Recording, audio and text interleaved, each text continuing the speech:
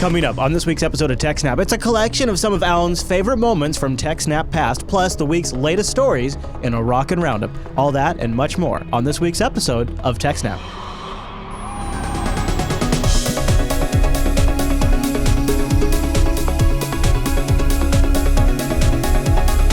Hi, everyone, and welcome to TechSNAP. This is episode 246 of Jupiter Broadcasting's weekly Systems Network and Administration podcast. We streamed this episode live on December 17th, 2015. Happy holidays, though. This episode is brought to you by our three fine sponsors, DigitalOcean, Ting, and IX Systems. I'll tell you more about those great sponsors as this here show goes on. Our live stream, that's powered by the incredible Scale Engine over at scaleengine.com. You should go check that out. My name is Chris, and joining us every single week is our host, the Ab and the Tech and the Teacher, Mr. Allan Jude. Hey there, Allan. Hey, Chris, everybody. Hey, Allan. Happy holidays. Yes, a very snappy Christmas. Oh, it is a very snappy Christmas this year. We thought we would do something kind of fun. I don't think we've ever done anything like this before in the TechSNAP show. And so this week, we're going to go through some of Allan's favorite past topics, subjects, war stories, whatever it might be that Allan loved from the past. And we're going to feature them in this special holiday episode. And then we're going to have a roundup with all new roundup links, all new content that we recorded still this week. Make sure you get some new stuff. Yeah. But also some memories of some of the crazy things that have happened over the years now. I think as we're getting close to 5 years of doing this. Yeah, and it's just... So, wow. Okay, be honest. When you were looking back, what did you forget? Like, was there something that jumped out at you that you forgot or something Well, that... the one that hit me more recently was thinking about, the latest file server I built is like 200 and some odd terabytes. I'm like, how would I have done that without ZFS? It's like, What did I do before ZFS? What did I do? Well, As an animal. I don't even know how you would do that. Like, I literally can't think of a way to do that wouldn't be terrifyingly bad. Well, actually, that's sort of a good segue to the first batch of clips, from episode 24 of the TechSNAP back catalog, the Ultimate Raid episode, which...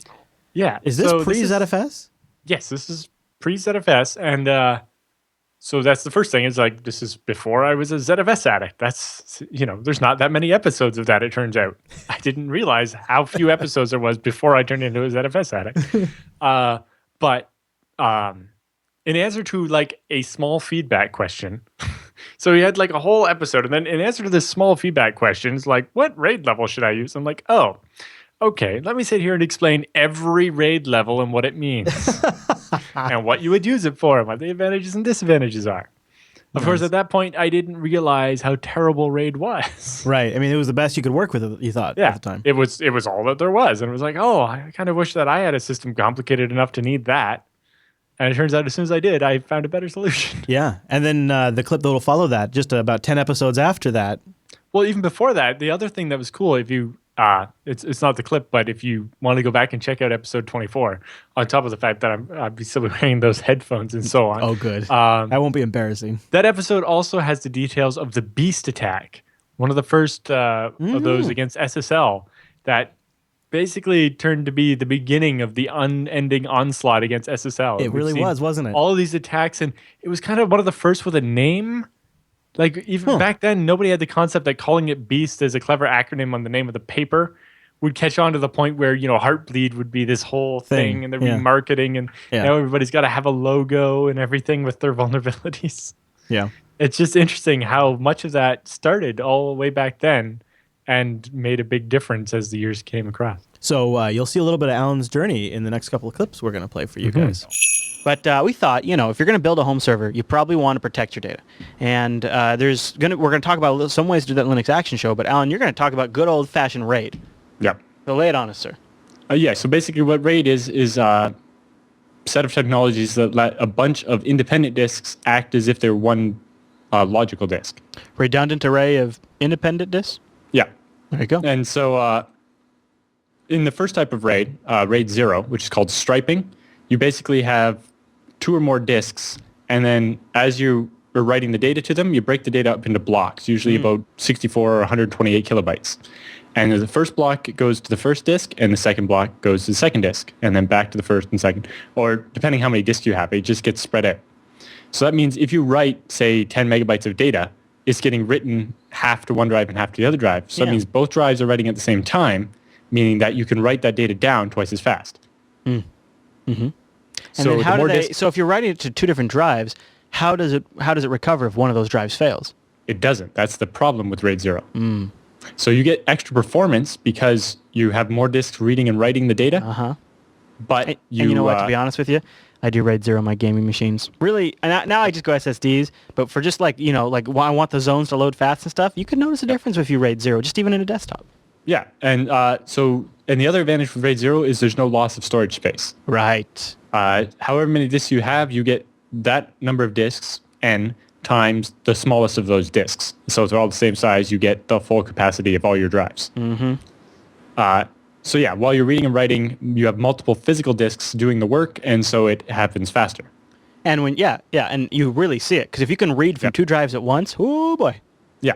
So the disadvantage is that there's no redundancy. If Right. one disk dies, you've lost half your data, and it's every other block, so all your data is basically destroyed. But a common use case for RAID 0 is something like video editing, where you need that really high throughput. I should have mentioned actually the machine we're recording on right now has two 10,000 RPM hard drives in a RAID 0. Yeah. And so you have additional speed from those drives just being 10,000 RPM plus RAID 0 just so that you can achieve the read and write speed you need to record and edit. The video we're recording right now writes to the hard drive at 170 megabytes a second. So you really have to have some... A regular 7,200 RPM hard drive can manage, if you're writing in a straight line, like 100 megabytes a second, but not 165. No, and you can't have it. You have to have a little bit of overhead, right? Because you can't have it slow down, or else you lose frames. So you got to let it maybe have some overhead for other processes to hit the drive from time to and time. if anything else touches that drive, then you cut your speed in half, and it gets really bad. Yep. So the next other type of RAID is RAID 1, which is called mirroring. And basically, in this type of RAID, every block that gets written to the first hard drive is written identically to the second hard drive. So both disks contain exactly the same data. So the total size of your logical drive is the number of disks you have divided by 2. Yeah. So you take a hit. The number of disks divided by 2 times the size of the smallest drive. So you only get half the storage. Yeah, you get half the storage. But there's a hit with writing in performance, but there's an improvement with reading, right? Right. So writing is usually about the same because both disks have to do it. Now there can be a small hit because you have to wait for both to finish before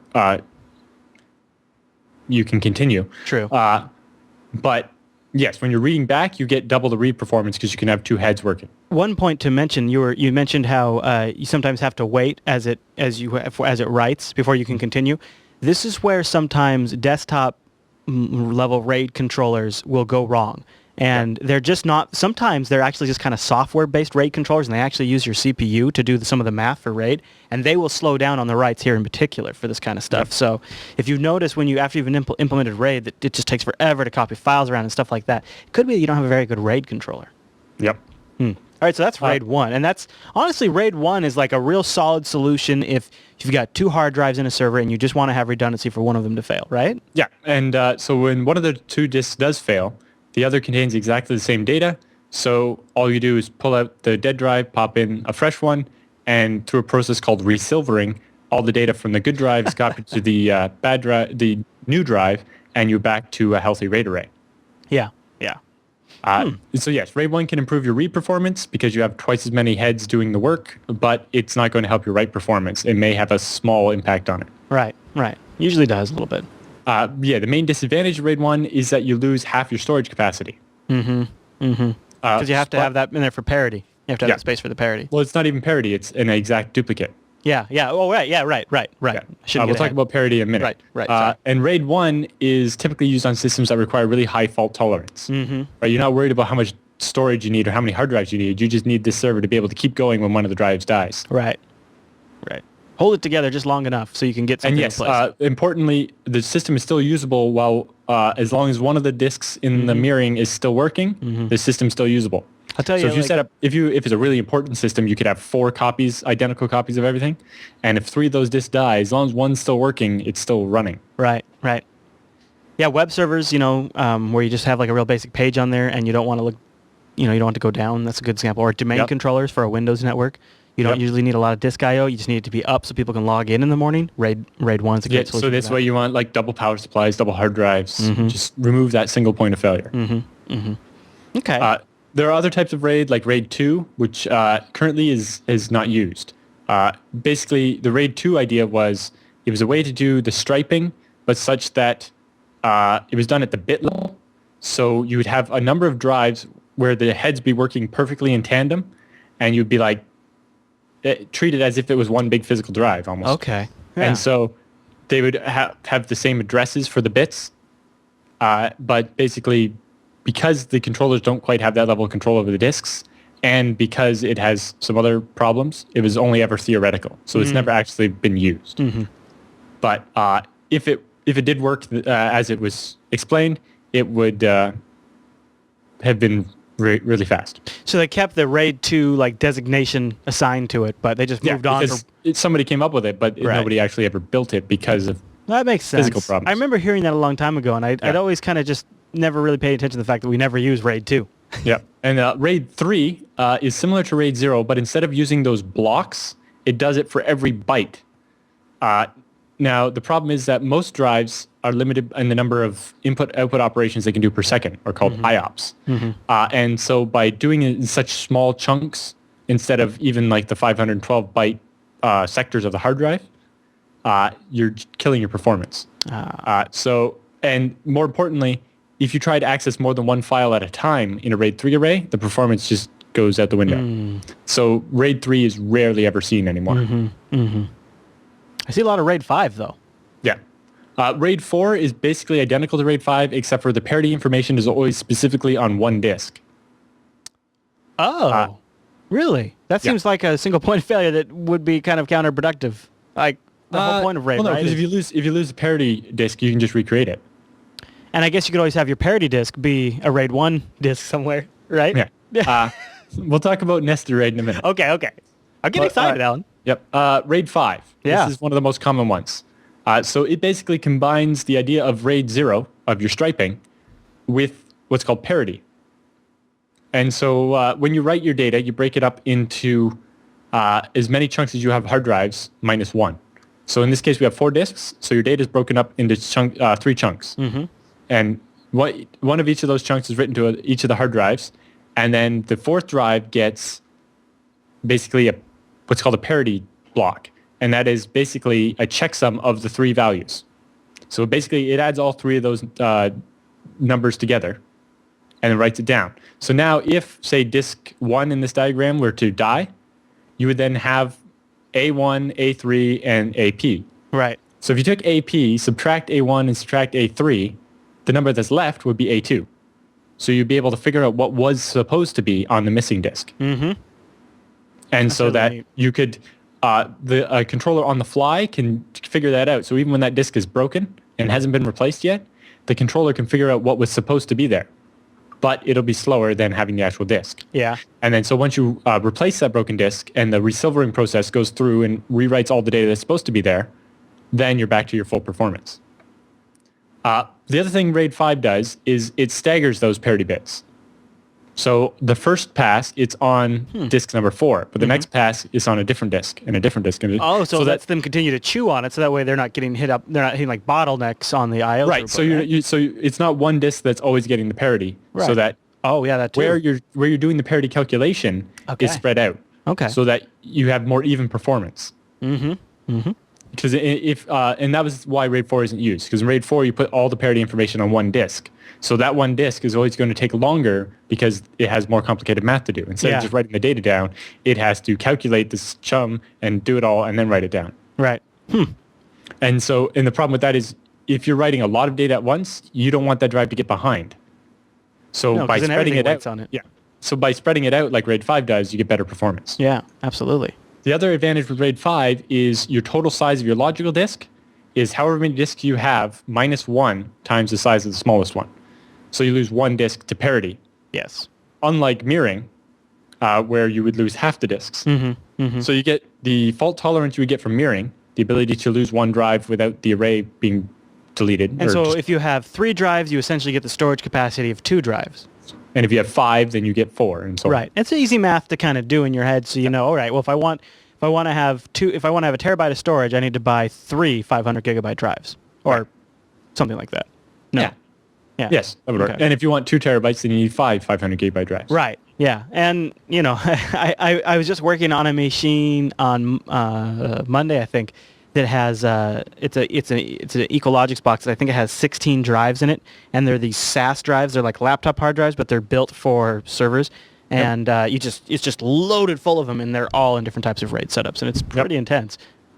And a lot of these are designed where you can pop the drive out in real time on a server system. Yes. So you don't have to shut the system down. You just walk up to it, hit the little thing, and whoop. Now I try to avoid doing that, but you can do it. But and see what happens is when one of those disks is broken, the RAID array runs what's called degraded mode, Right. where it's doing the math to figure out what's supposed to be on that disk because that disk isn't available, either because it's broken or because you've pulled it out or whatever. And then when you put in a fresh disk or put the disk back in, it resilvers and basically gets it back to what it's supposed to contain. Right. So RAID 5 is typically used in servers where you need a large amount of storage and performance, but you need some fault tolerance as well. Mm-hmm. So you get the speed of striping and the fault tolerance of basically mirroring. Not quite as good as mirroring because you don't have a duplicate of every single drive, right. But you do have enough that if one drive dies, you're still going to be okay. As long as you replace that drive before another drive dies. Is it just me, or does it seem like really we got to RAID 5 and we kind of stood there for a few years and people were like, all right, well, RAID 5's good, RAID 5's good. But then it seems like all these different RAID technologies just took off. I don't know. But the problem with RAID 5 is if 2 of those disks die, then you lose everything. Oh.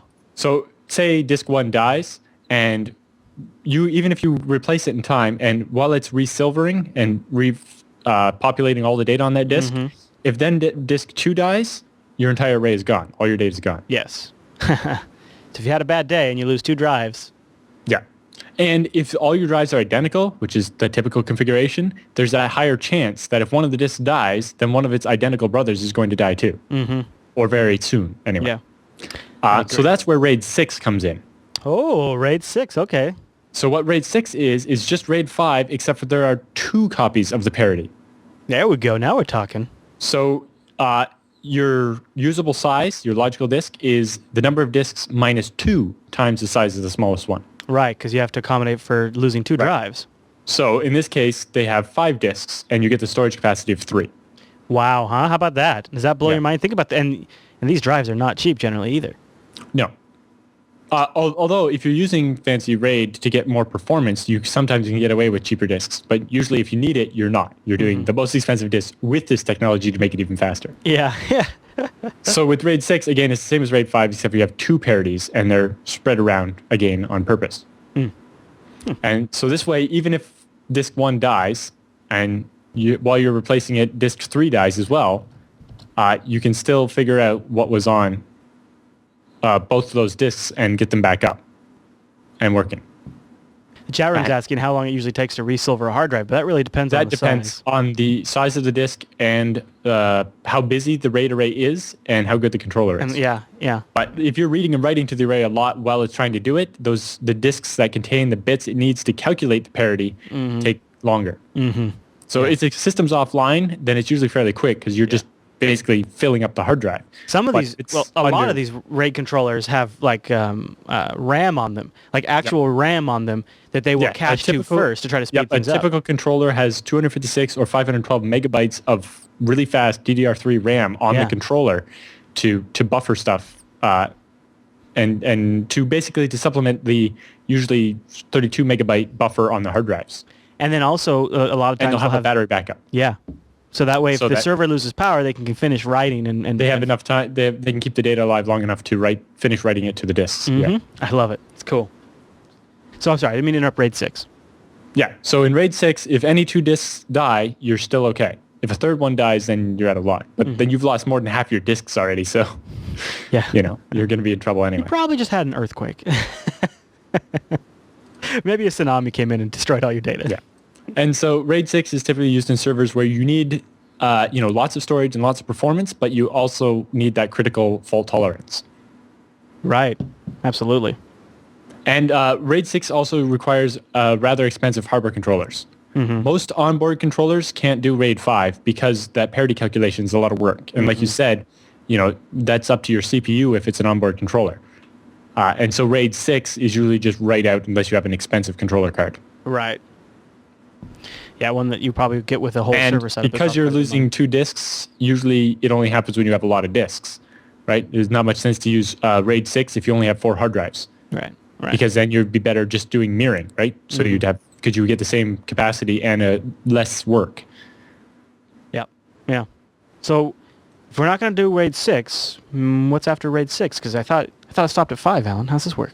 RAID 6 is where it stops. Now, okay. But there are more complex controllers that can do what are called nested levels of RAID. Right. Yes. So the first example of that is RAID 0 plus 1. Mm-hmm. Now, there's also RAID 1 plus 0, but they're basically the same idea. And so basically what this means is, do you have the diagram? I do. There it is. You're doing a RAID 1, which is mirroring, across 2 RAID 0 arrays. So you have your RAID 0 arrays provide you with the high performance, and then you're doing RAID 1 across them, or mirroring, so that you still get the fault tolerance. So you get the fault tolerance, but you also get even more read speed. I love right? Because this. RAID 1 provides you the extra read speed, Right. and RAID 0 provides extra read speed. Yeah. So basically, when you're reading, you're using all 6 disks at once. Oh, man. But you don't lose as much capacity as you would if you just did RAID 1 for this. Mm-hmm. So you gain extra write performance and double extra read performance. This is great, and this is the setup that I've used on like that Ecologix box and the EMC boxes for VMs. It's great for VM hosting. But again, you're only getting half of the storage capacity. Yeah, you pay for it, don't you? Yeah. Now, RAID 50 and RAID 60 are even more complicated. Oh my goodness, I've got them ready. I got the diagrams ready. Yep. So with RAID 50 and 60, basically what you're doing is RAID 0, which is striping, across 2 or more arrays of RAID 5 or 6. So you have your RAID 5 array for your fault tolerance, and it's already striping. And then you're striping across multiple RAID 5 arrays. This is so baller, I gotta say. I love this. Or again, you can do this with RAID 6 for additional fault tolerance. Now, one of the other reasons why this kind of setup is more common than you would think, right? Because you could just do this with one really big RAID 5 array. But sometimes when each of your controller cards only has so many drive ports. But also, if you're doing fault tolerance, you have to consider one of your RAID controller cards dying. True. And so by using RAID 50 or RAID 51, RAID 51 would be mirroring a bunch of RAID 5 arrays. But basically, using each of these RAID 5 arrays would be on a separate controller, which would then be working together in a RAID 0 array. This is a really great. Alan, I had completely forgotten about how fundamental it was when we were designing some storage systems. How we went full out. We thought of the redundant power, and you had to consider controller failure too, because it's not just drives that fail; it's the actual components in the server too. There's components of any kind of thing can fail. Now, that's a hard one to work around unless you're doing. But if it's absolutely imperative that machines stay up no matter what, then you'd want to do something like RAID 51, or if it's that important, RAID 61, where it'd be a mirror across multiple separate RAID 6 arrays. Right. Wow. Or you can get into more complicated things like having multiple replicated SANs. Yes. So you have separately physical machines with different arrays in them. But I've also experimented with things like using the Linux DRDB system, where I have a mirrored drive on a server, and then I have a duplicate server that's its hot standby that has a mirrored drive, and I just use DRDB to just replicate data between them all the time. So if the drive fails, I have just a hot standby entire server that I fire up. And exactly. There's a similar system under FreeBSD called HAST, H-A-S-T. Okay. And I kind of find that I kind of find with virtualization and being able to move equipment around so much that almost that approach now is becoming more important than centralized storage. Yep. But when you need a lot of storage, and you want, a lot of the ability to move virtual machines between physical machines usually relies on having external storage, right? And that external storage is going to have things like it's going to be something. It's going to have RAID 50 or 60, or RAID 5 or 6 at least. Probably implemented at the hardware level, so you don't really. And that, most of the time, in the real-world implementation, when you really see these kinds of things, you generally are setting this stuff with some sort of hardware controller, and then you're attaching it to the operating system, and it just shows up as a single disk or whatever you have it provisioned as to the operating system. So it doesn't, it's not like Windows or Linux is necessarily aware of all of this configuration, and that's good, because then the operating system just writes to it like a storage device. Yeah, and the controller can decide how it wants to lay it out on the disks. Yeah, and then it's using the hardware accelerated math for figuring out all of that. So it doesn't put the impact of the performance impact on your own server. But that's like you said, that's thousands and thousands of dollars. In a little bit in the Linux Action Show, we're going to talk about how to do something like this under Linux using software. But I don't know. I guess I'll talk about it more in the Linux Action Show. But I'm still a fan of implementing all these kinds of things in hardware whenever possible. Yes, but if it's just for your home server, you may not. And if you just want to experiment with it, it's not necessary to go out and buy a really expensive the stakes aren't hardware as high controller. then. Exactly. It's not your job on the line. Yeah. When it's the job on the line, I might go hardware. Exactly. So we don't have diagrams for RAID 61 and RAID 51, but how would they differ from what we're seeing here necessarily? Basically, instead of a RAID 0 at the top, it would be a RAID 1. Oh, okay. So you'd be mirroring. So you would lose a lot of capacity there. In this case, you have 9 drives, and you're getting the capacity of 6. Wow. How about that? If you did RAID 1 on that, you would have 9 drives, and you get the capacity of 2. Yeah. Wow. Yeah. That'd be a big loss. Yeah, it's pretty funny, isn't it? Yeah, but with that RAID array there, you're getting huge performance because you have these RAID 5 arrays, which are already giving you decent striping performance, and then you're striping across 3 of those. You're going to get some pretty sick performance. If just for simple math, you assume each of those disks can handle 100 megabytes a second, then you have 600 megabytes a second of write speed there. SSDs now, of course, that's more expensive than SSD, but you see, you can do it. You can get that fast with traditional drives. It's true. Yes. Now, I've seen a review somewhere where they were pitting 16 10,000 RPM SAS drives across 2 separate RAID controllers versus like a pair of SSDs. Oh, really? Or maybe it was even just one SSD. It's like how big a RAID array do you need to compete with one SSD? I've done some testing here just for video editing purposes, and I've replaced, I used to get this, I wish I had it right next to me, I had this little G-Tech little Firewire 800 external unit that had 2 laptop hard drives in it, and it could push, it could basically max out the Firewire 800 connection. So like, I don't know, 60 megs a second or whatever that is.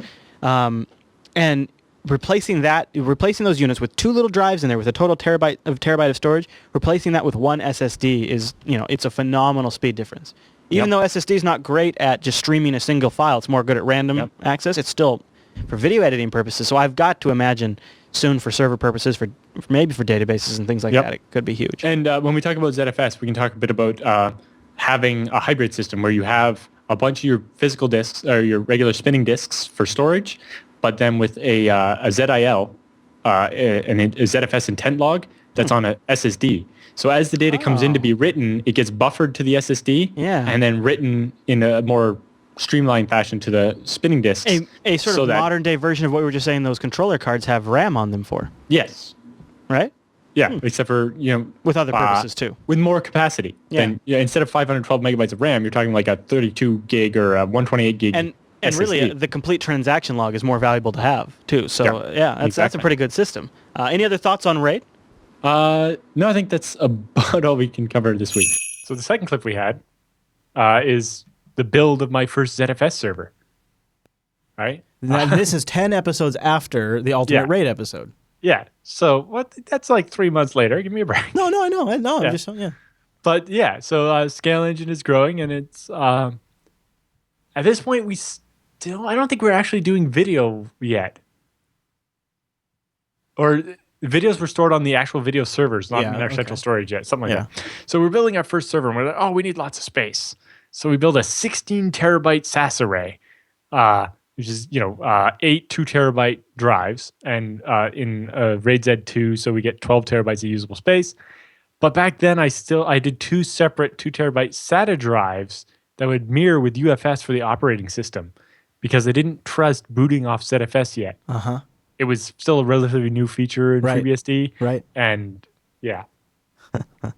I have my parts list and pictures and so on. and I spent money on a RAID controller with like a battery backup. Yeah, I remember that. And I was like, and then that RAID controller didn't work properly. It says it worked with FreeBSD on the box, but it only worked with FreeBSD 8. And I wanted 9 because ZFS got all these new features in 9, and they weren't in 8. And then I tried to make the driver work, and it kind of worked, but then it would hang and cause all kinds of problems. And when I bought it, the motherboard had an LSI controller built in, but it wasn't on the list of things that were supported yet. But it turns out it was supported in 9, so eventually I did something you can't do with regular RAID, which was unplug the SAS cable out of the Adaptec card that wasn't working. Right. Plug it into the LSI card, and the drives just showed up and worked. Once I did the RAID configuration, or told the LSI controller to not, basically. Whereas, you can't just pull a bunch of disks out of an Adaptec card and put them in on an LSI card and expect it to work. But with ZFS, the whole point is disks are portable, even between machines of different endianness. You can even go take all this stuff out of your little Endian machine and plug it in a big Endian machine, and it'll work. Because Sun had, Spark boxes that were one way, right, and the regular x86 boxes that weren't, or were the other way, and they were like, we want a file system where I can just move my disk back and forth and be happy. Yeah. And then the other thing is the fact that I wish I knew about IX back then.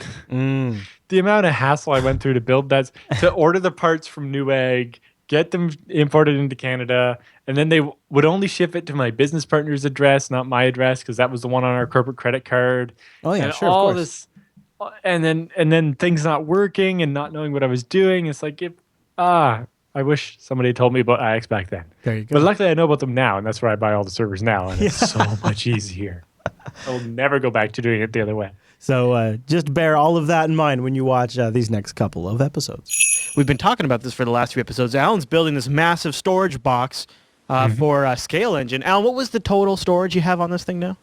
It's got 8 2-terabyte SAS drives in RAID Z2, which is like RAID 6, so double redundancy. So you get 6 times 2 terabytes, so 12 terabytes of usable storage. Nice. And you went with, the first question we had here was what OS did you go with? And you went with FreeBSD because you love FreeBSD. I knew that. That was never going to be the question. The question was, would I go with 8.2 or 9? And I went with the 9.0 release candidate 2, even though 9's not actually out yet, because it includes a much newer version of the ZFS system. And that was so important to you that feature, that new version of ZFS was in there, that you went with a release candidate OS. Yeah, well, the machine won't be in that big a production until the release comes out in a couple of weeks anyway. And is it really that much effort to go to the final? No, it's actually a lot easier to go from the release candidate to the final. And more importantly, in the future, to go from 9.0 to 9.1 is a lot easier than when you jump between the big version numbers. It's all kinds of complicated. So that led to the next question in the chat room, which was, which version of ZFS did you go with and why? Yeah, so I went with the one that comes with FreeBSD 9, which is ZPool 28 and ZFS 5.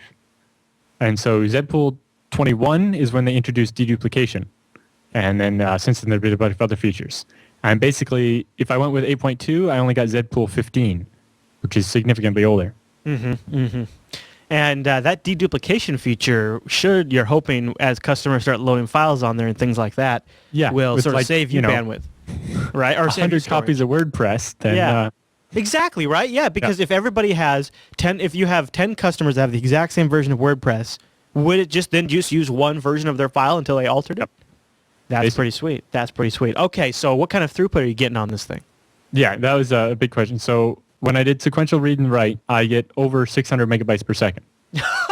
Oh, boy! Well, that makes sense because you're getting the speed of 6 of the drives, and each of them, when I tested them individually, they got up at the very beginning of the drive, which is the fastest part, they got up to 150 megabytes per second sequential. Yeah, but your average, say like your average HP desktop that you buy from Costco is probably maxing out at 60 megabytes a second transfer rate from its drive, and you're getting 600. Yeah. That's sweet. So one of the tests I did was write out a 16 gigabyte file to the disk, to the array. And that took under 27 seconds. Oh, man. And all the getting video files I have around megabytes. here, I would love that. More importantly, though, when I read it back immediately after, it took 2.8 seconds, which is over 6 gigabytes per second. And that's actually not off the disks. It's because ZFS uses the ARC, Adaptive Replacement Cache, which is an IBM invention that goes beyond normal cache, which is usually least recently used. So, when your cache is full, it takes the thing that was least recently used, gets rid of it to make room for something that's being used now. That's slick. With the Adaptive Replacement Cache, it does that, but it keeps 4 lists, and it gets a lot more complicated. And doesn't it store in a faster location too, like memory or the ZFS ARC is in RAM. That's why this machine has 48 gigabytes of RAM. And that's where that 6 gigabytes per second came from. I had a total Easter egg moment. There's a total Easter egg moment in here for the people watching the video version of TechSNAP right now. I love that. And so ZFS can have the L2 ARC, which would be like an SSD you would have that would provide an additional cache to store even more data, especially if you're doing deduplication where you need more power to hold it all. Yeah. Especially if you're dealing with like terabytes and terabytes of information. Right. We're not really that big on the deduplication feature, so we're not that worried about it. No, I love all that, but you had an interesting question come out of the chat room that really is kind of important. You got to have good power going into these things, and so the chat room said, "Okay, what do you have for power supplies in this thing, and why did you pick them?" Well, they came with the chassis. We bought a Supermicro high-end server chassis, and it came with redundant 920 watt platinum levels power supplies, which are 94% efficient or better. Man, now... So the main thing there is like your average PC power supply is like 50% efficient. So it means 50% of the power it draws in is wasted as heat during the conversion from AC to DC. I've noticed, I've been looking at, we've got some photos here of the part of the server build. And one of the things that I noticed here, Allan, is there are a ton of memory slots on this motherboard. There are 9 for each processor, 18 in total. 18. Each one can support up to a 16 gigabyte stick of DDR3 ECC registered RAM. I used 6 sticks of 8 gigabytes to give me 48 gigabytes of RAM. So, but How in total, many the server, I have 48 gigs of RAM, but the server can support up to 288 gigs. Oh my goodness. I love that. And I thought I was rocking it with 12 gigs of RAM, and you're coming in here with a box that has 48 gigs. Now, is that also, because of that cache? Supplies, the power supplies are actually connected to special APC PDUs, power distribution units. They're kind of like they're rack type power bars that have a web interface where I can turn each port on and off remotely. So they're providing remote reboot capabilities on the machine.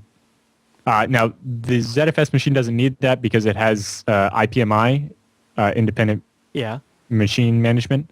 But a bunch of our other servers don't have that. And so remote reboot is a great thing to have. Oh, boy, yeah. Especially when you can physically, or even when the operating system is down, but you can still either through the interface or through a physical power button be able to reboot it is so nice in a data center when you're X amount of miles away. Yeah. Let's talk about this Adaptec RAID controller, and then I have one last question I want to get to from the chat room. But the chat room said, what RAID controller did you use? And I know you got a special one. And it was, if I recall right, it had like a solid-state storage, but not the kind that would get wiped when the card was powered off. Right. So we chose an Adaptec 6805 controller, which has 8 ports, basically. And one of the main things it has is instead of a regular RAID controller has a battery for backup, so that when if the server loses power for whatever reason, it keeps the data that's in the RAM on the controller from being lost. So our controller has 512 megabytes of RAM. It actually has like a stick of DDR RAM on it where it has half a gig of cache. So if the power suddenly goes out, all the data that's in that cache hasn't been written to the disks yet and would be lost. And that'd be bad. Right, that's usually what would happen. Yeah. So that's why RAID controllers have a battery. Now, normally it's like a regular lithium-ion battery like you would have in a laptop. Yeah. And that dies. Provides enough, after a while, it dies. Yeah, it provides enough power to keep that RAM on for 3 days. But if for some reason your server's down for more than 3 days, then that data's lost anyway. Or if the server is just a few years old because that battery is living in a hot environment its entire lifetime. So it's constantly charging and discharging, so it wears out. And the thing is, to replace that battery, you usually have to shut down the server. Yes. It's like, why did I spend all this money on redundant power supplies that can be swapped without turning off the server? Redundant hard drives can be swapped without turning off the server. And if you don't replace the battery and it is going low, it complains at you every time you reboot the server, and it beeps at you and tells you that you're a loser. So and it won't protect you if the power goes. Also.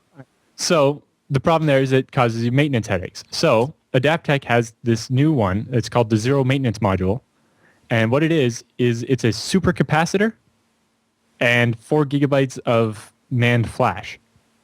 A capacitor and flash in one little unit. So they charge up that capacitor, and then that capacitor just slowly keeps the flash alive for, for how long? Not very long, but it doesn't need to be very long. So what happens is when the power goes out, that capacitor is maintaining its charge, right? So the power goes out, and so it's starting to discharge.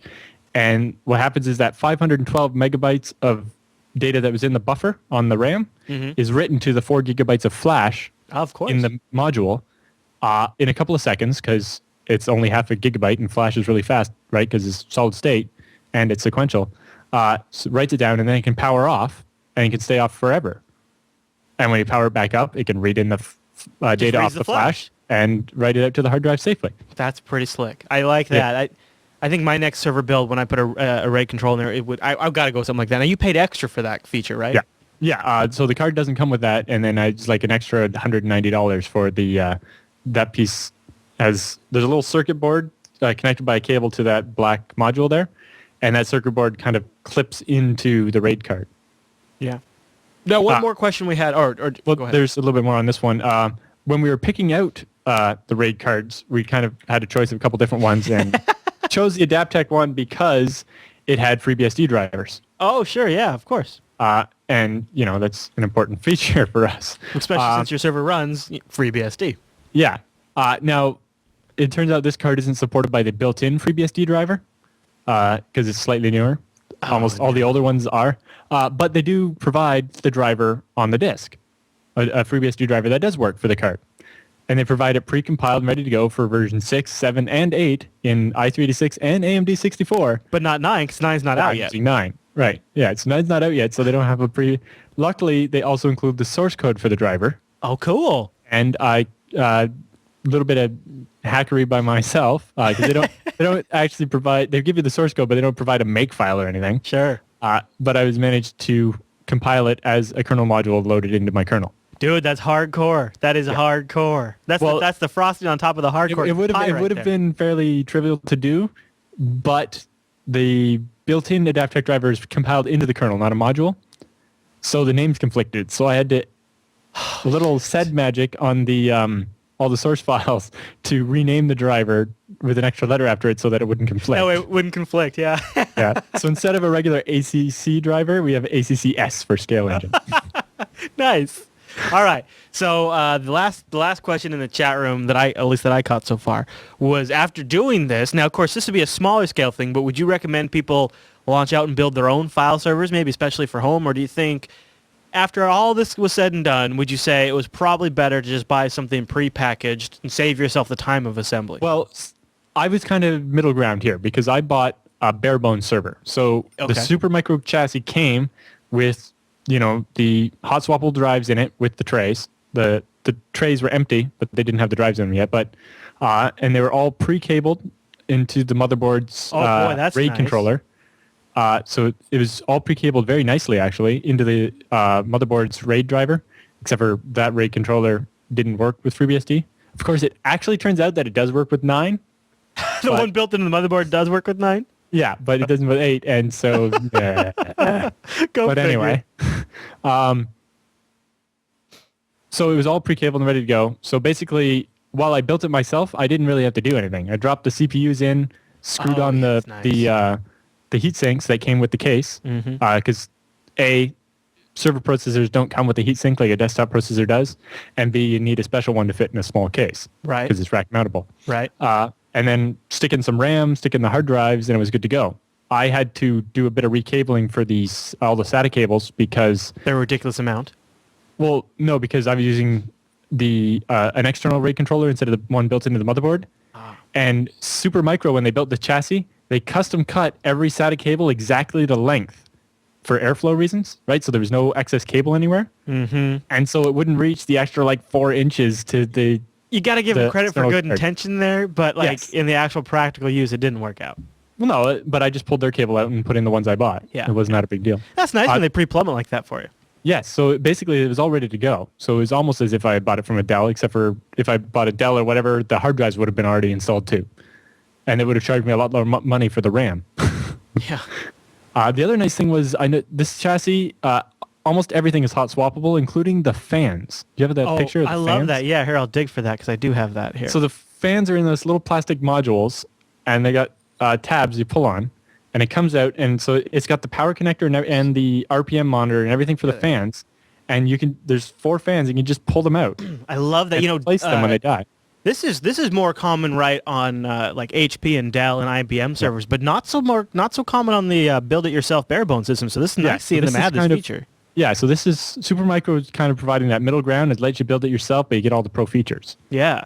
Yeah, if you're looking at the video version, we're looking at a top-down version of it, and the black part in the middle of the screen is the fan, and then there's 2 little clips, and you just pinch those clips in, and it comes out. So they must have maybe what little copper contacts on there for power or something. Well, it looks kind of like it's the regular fan connector, and it's mounted and clipped into the plastic part. Oh, really? It slides into a receptor, and it powers the fan. It still uses a Molex collector, so you could use any fan you want. Then you don't have to use one of their fans.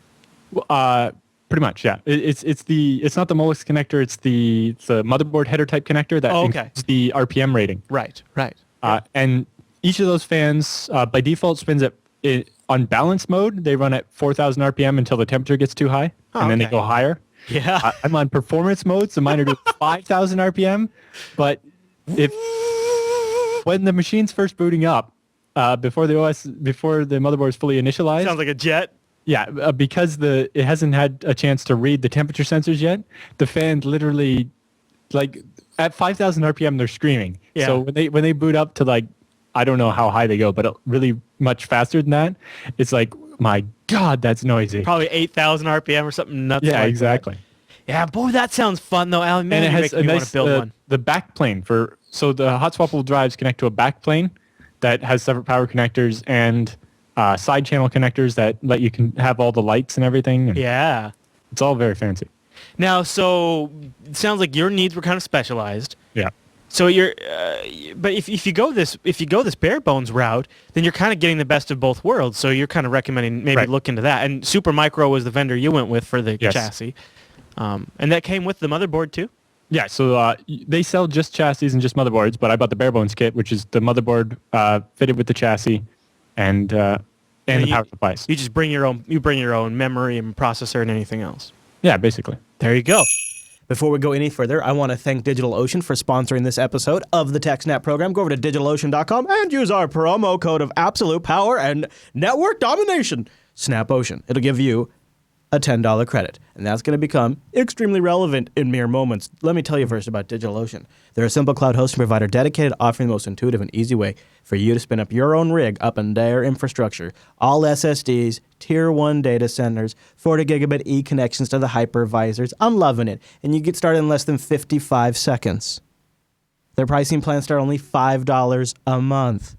You get $5, you get a terabyte of bandwidth. Which is nuts. It's nuts to my face. It's nuts to my face. And you also get 512 megs of RAM, a 20 gigabyte SSDs, because they all SSDs, and of course a CPU. They have data center locations in New York, San Francisco, Singapore, Amsterdam, London, Germany, brand new one up in Toronto. But it's that interface. That interface is so good. And they have a great API. Yeah. And it's really great features that you would have to have in the past had super clunky software to manage. Boom. I love it. Or they have the new feature, the floating IPs. We just used that last week's episode to solve a user's problem, and there's really no other way to do it. If they hadn't introduced that feature, you would just not be able to do it. It's pretty neat. And SNAPOcean will give you a $10 credit to try it out. DigitalOcean.com. And a big thank you to DigitalOcean for sponsoring the TechSNAP program. Also, rumor has it, Allan, I don't know if you can confirm this, they may have free BSD servers you can deploy as well. I think that's probably false. Nope, no? They have pre-built Son of a images, gun. just wham. Who knew? Maybe I did, actually. Maybe I actually already knew. All right, so I noticed that one of your favorite episodes was back in '78 when we did a little Wireshark. Wireshark. Well, that was the title of the episode, but okay. The clip we're going to show here is now that chip and pin credit cards and so on are coming in the U.S., right? Yeah. They're supposed to be here by now. I just got a notice about it, actually, from my bank. We remember back to TechSNAP from September of 2012 Ooh. when we get research from the University of Cambridge. It's interesting. I actually met these people when I went to Cambridge last year, and they did some research into ways to get around the chip and pin system. In particular, there was a guy who the bank claimed that the money taken out of his account had to have been done by him with his PIN number because he had a chip and PIN card, but money was taken out of an ATM in one country while he was in a different country. He was on a holiday or something. Suspicious and somebody much? used a clone of his credit card to take money out of a cash machine. And he's like, well, while you say it's not possible for them to have done it without my PIN number and my card, I had my card and I was on holiday and on an island somewhere. There's no way. And so the researchers were like, let's see how possible it is to actually get around this. And so they did the research into it, and it turns out it's not necessarily the EMV system itself that was the problem, but the implementation. So the cash machines are supposed to use an ounce or this unique, random, unpredictable value, and they were just using a counter or a timestamp. In the one example, it was a timestamp that's just like rolls over every 3 minutes. So if you skim the card or whatever, and you just wait for the right timing to do the transaction, and once every 3 minutes, you can access the person's account without the PIN number. Mm-hmm. So how quickly do you think firmware on ATMs gets updated? From my experience, very, very slowly. Yeah. But anyway, check out the clip. It's quick. The chip and PIN security system used for credit cards, especially in the UK, where it was rolled out about 10 years ago, but is become pretty prominent in Canada and is starting to be deployed in the US as well. There's yet another security flaw found in it by some researchers at Cambridge University. Okay. So the chip and pin technology basically replaces your traditional magnetic stripe and signature method for authorizing a credit card, right? So on your credit card, you got this little, what looks like a chip. Now, the chip's actually smaller than that. That's just the contacts for it. But yeah.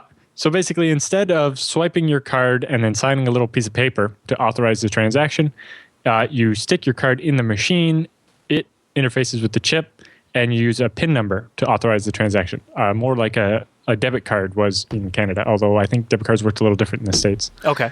But basically, instead of using the magnetic strip, it uses the chip, and the chip does some other stuff on to make sure the card is real, right? Before, merchants would like hold up your card and check for the hologram on the back to make sure it wasn't fake.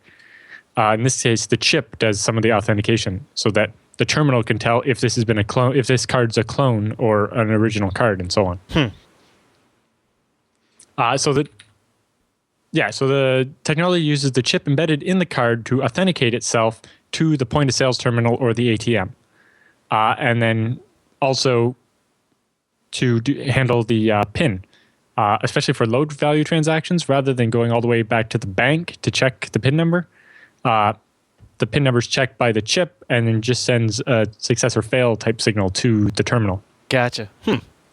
So this provides stronger authentication of the card holder. In addition to the chip proving to the point of sales terminal that the card isn't a forgery or a clone card, right? Because if we remember a while back, they were forging the gift cards, buying $10 ones and then turning them into $100 ones. Well, the chip on the card basically prevents that by answering a cryptographic check. But the other thing it does is provides stronger authentication of the card holder. So now that the chip ensures that the card is real, instead of just you signing a piece of paper and the merchant maybe checks your signature versus the one on the back of the card, which really doesn't provide any extra protection at all, it instead, you enter a PIN number to verify your identity, which is much more secure, right? The original idea the banks had behind this was what they called a liability shift. So basically what they're saying was... lovely. Well, you just wait till you hear what it is. The idea is that fraudulent transactions, if the PIN was used, would then become the fault of the cardholder, right? Because if somebody entered the PIN, either it was you and you're lying, or you gave away your PIN number. Either way, you don't get your money back from the credit card company. Right. That's probably something they're desperately trying to get away from because that's a huge cost for them. Yeah, right now, most times in a fraud instance like that, well, honestly, sometimes the banks are liable, but a lot of times they just pull the money back from the merchant. Okay. Right? So if it's an ATM transaction, then yes, the bank has to pay out. But if it's an in-store transaction, then the store loses the money rather than the bank. But the basic idea here was that the bank was trying to shift all the liability off them and onto the customer or the merchant. It says either the merchant didn't have a machine that could check the chip, or the user entered the PIN with the chip and they're liable. So the idea was that the banks would then not have to take all these losses. But the problem is that there's a flaw with the way the chip and PIN system works, where people were able to run transactions and still create fraud. So the liability shift didn't quite kick in the same as they were hoping. Yeah. Oh, surprise, surprise. Part of the reason was because of an attack discovered in 2010, where basically by having a fake card connected to a real card, when you run the fake card through the point of sales terminal or whatever, the fake card falsely reports that it doesn't support a PIN transaction, and then it goes through. So it acts as a man in the middle for an attack against the card, where it changes the request coming from the terminal before it gets to the card, and then the card authorizes it with the chip and sends it back. And basically what it allowed was, if you could hide the fact that you're using one card that was wired to a second card, you could then do a PIN transaction and then enter 0000 as the PIN, and it would work. And then the problem was that the bank would go back to the person whose card was stolen and say, well, they used your PIN, so you don't get your money back. But even though they weren't actually using the PIN. And then the story today is about a new attack that was published. It's called the pre-play attack, which allows the attacker to determine the information required to authorize the transaction without the PIN number ahead of time.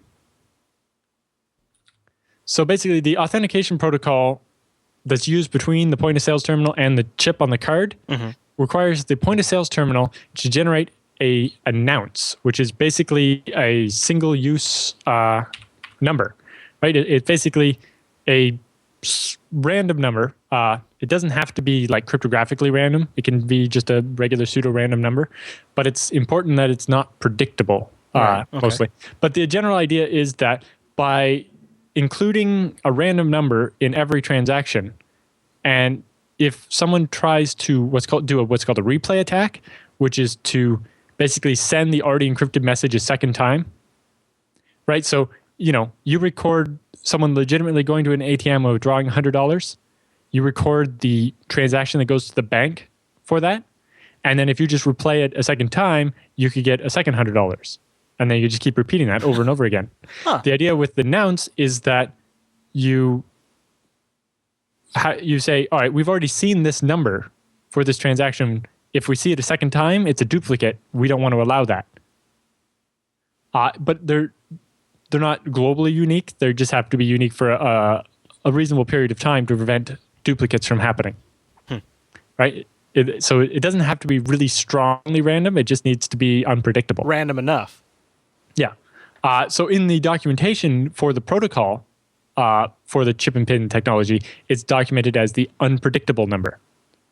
Right? Because it doesn't actually have to be random. It just has to be random enough that somebody can't predict what it's going to be at a certain time. Yeah. So the purpose is to ensure that the authentication of the card is fresh, right? So an attacker can't use old data on a new transaction. Okay.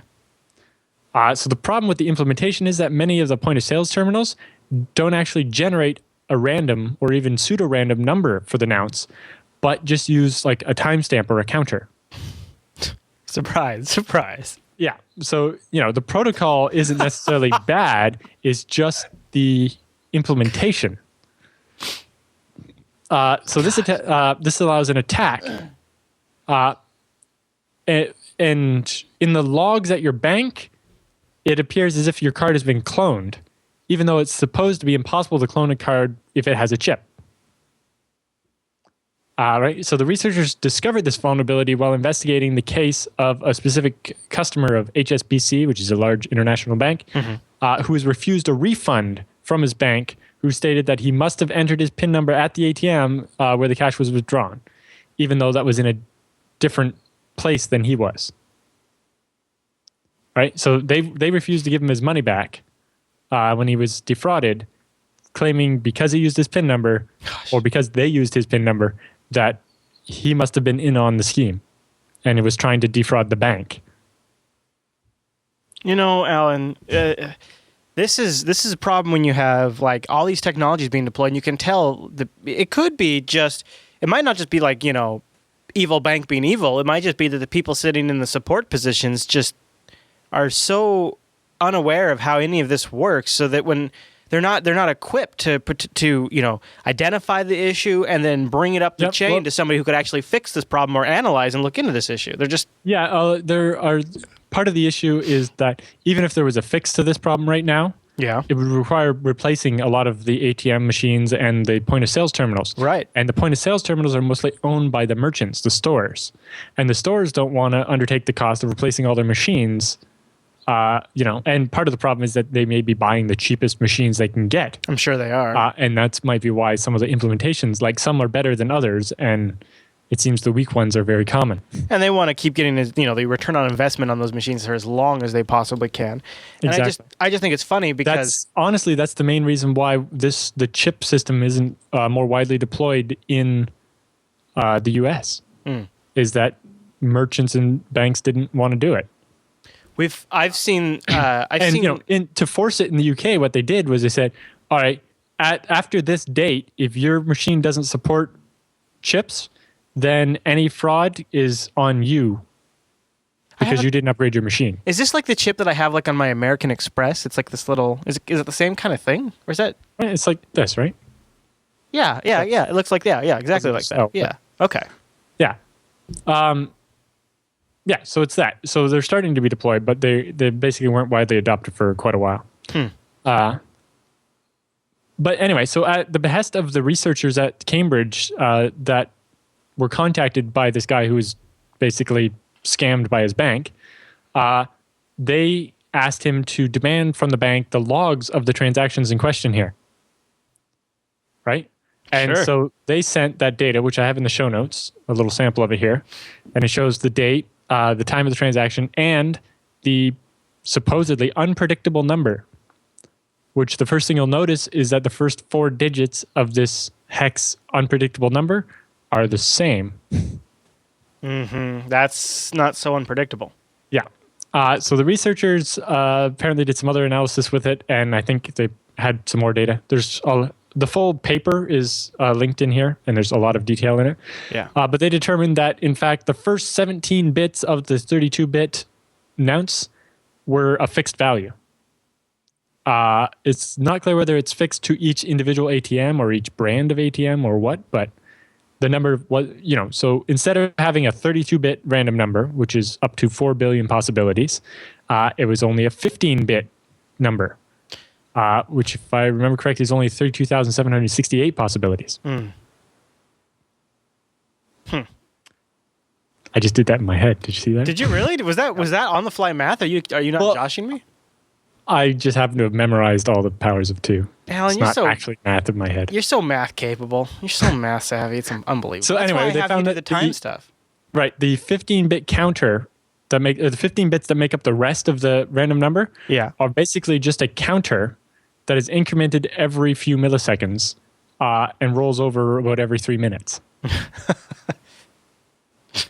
No, mysticism, 16 bits would be 65,536. Allan responding to the live chat room there for you audio listeners. So the research discusses how this weakness could be used to execute a pre-play attack. So say you're employee working at a restaurant or retail store. When someone gives you their credit card, with the chip and pin system, you don't so much give the waiter your credit card and they go away and swipe it and come back. They bring a portable machine to you, and you have to put your card in it and enter your PIN number. So it's a little harder. But basically, if they could gain access, if they controlled the terminal they brought you or whatever, they could basically run a second type of transaction over your card, like a balance check, and try to determine what information they would need to program their own card, basically. Now, that card would only work when the notes came up to be the same thing again. Okay. But that happens once every 3 minutes on this particular type of ATM. Sure. Although it changes every couple of milliseconds, so it'd be very hard to time it. But if you read the research paper, there's a way for the card to ask for more time to compute the randomness or whatever. And so basically you could program a card that would just ask the ATM to wait until it was the right time to execute the attack. So then if you could put your card in within like a 10-second window of when you wanted it, then you could execute this attack. So basically, when you use your card legitimately at a restaurant or cafe or whatever, they could possibly skim enough data that at a predetermined time in the future, they could access your card again, even though you're not there and you're not entering your PIN number. The thing that strikes me, too, is we are very quickly going towards a cashless society. And there's a lot of talk about that, but we obviously don't have the right solution in place. And even the systems we've been using now for a few years have some this is fundamental, really. Yes. And they're not really designed in a way where, if the system was designed properly ahead of time, you'd be looking at something where you could remotely upgrade the software on one of these terminals. Something that maybe would be developed today, something more modern. Well, even the more modern ones don't really have that capability, although that's also a security feature, right? If it can't be pre-programmed remotely, it can't be infested with malware remotely. Right, yeah. Because that's one of the places where this attack could really take place, is if you installed malware on a point-of-sales terminal or an ATM or a vending machine that uses cards, then you could have it, record the data off the card and then execute the attack itself. Because what better than the point of sales terminal or the vending machine to allow you to set the unpredictable number for the transaction? Sure. So if you had malware on a vending machine, people walk up, buy something legitimately, and then, if that machine is networked or something to someone else that has a machine, they could run a transaction somewhere else and get money, even though you weren't there and didn't enter your PIN number. Wow. Or, if there's malware on the vending machine, they could record your PIN number, but... I'm browsing through this PDF you linked in the show notes. There's some good examples in here. They show if you look at the picture in like chapter 3.1, I think, they show the card that they built. Yes. So in order to figure out how this, or what these unpredictable numbers are, since, looking at the logs from the bank wasn't a very easy way to do it, they built their own little card with a couple $100 worth of extra processors and stuff on it. But, specifically designed not to become too wide to fit in the slot in the ATMs and so on. Mm-hmm. The researchers built their own special card that would basically record the unpredictable numbers used in each transaction as they perform them. And then they would just, do a series of check my balance and stuff that doesn't actually cause a withdrawal from your bank account. The idea there is that, if they did 10 withdrawals in a row at an ATM, it might cause a red flag in the bank's fraud detection system. So instead, they did a bunch of innocuous stuff like checking their balance over and over and over again so that they would see a bunch of these nonce values recorded closely together.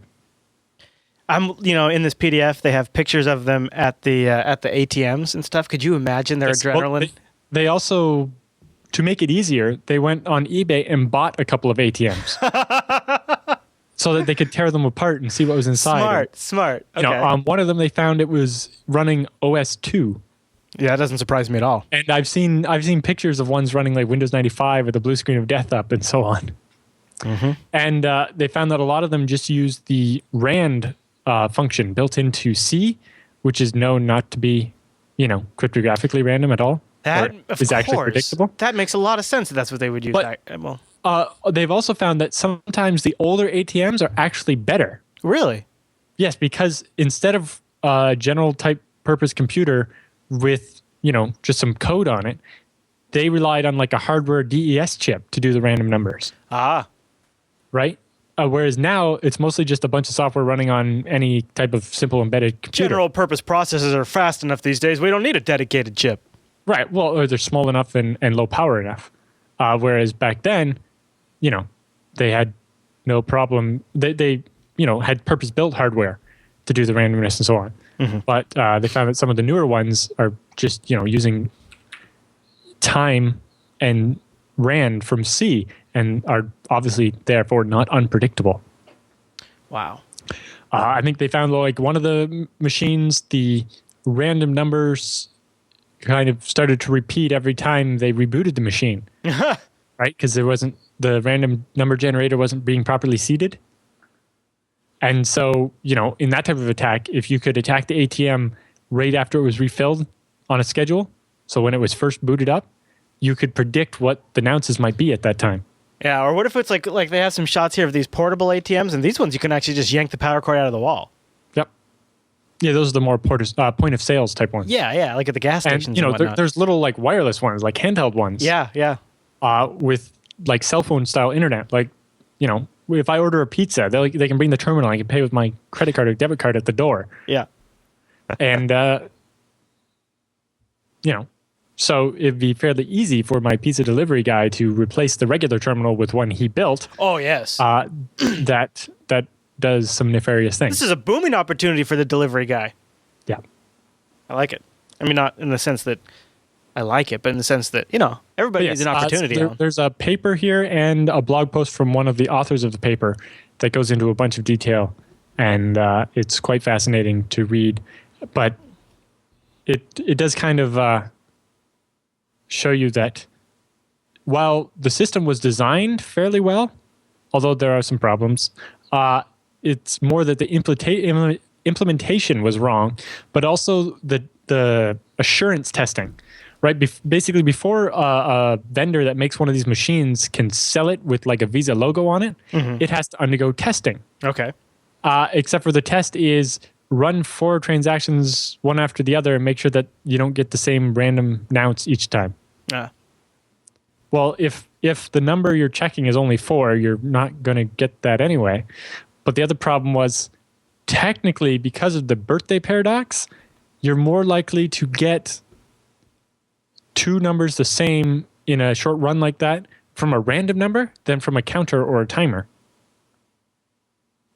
So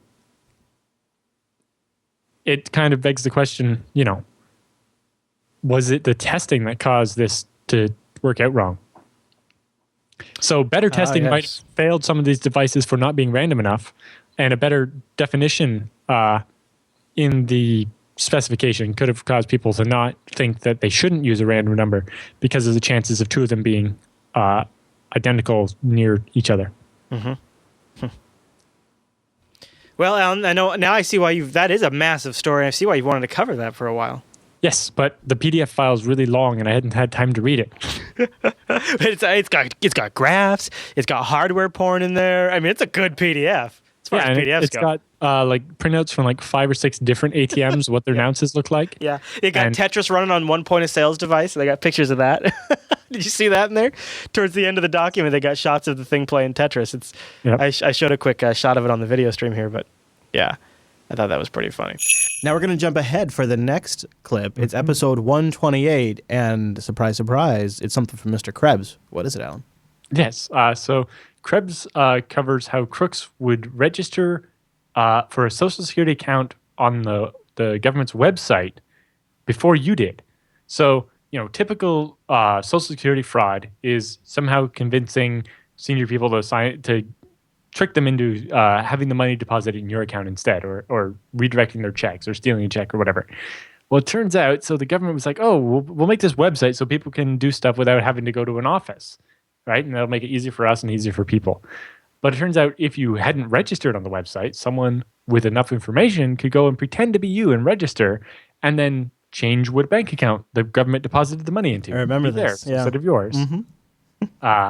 And, that was a pretty glaring story. And I thought that was one of the cool ones we covered way back when. I remember, I think that was almost a face palmer, if I recall. Check it out. So people, the Social Security Administration, which is people that give out the old age benefit or whatever you call it in the States.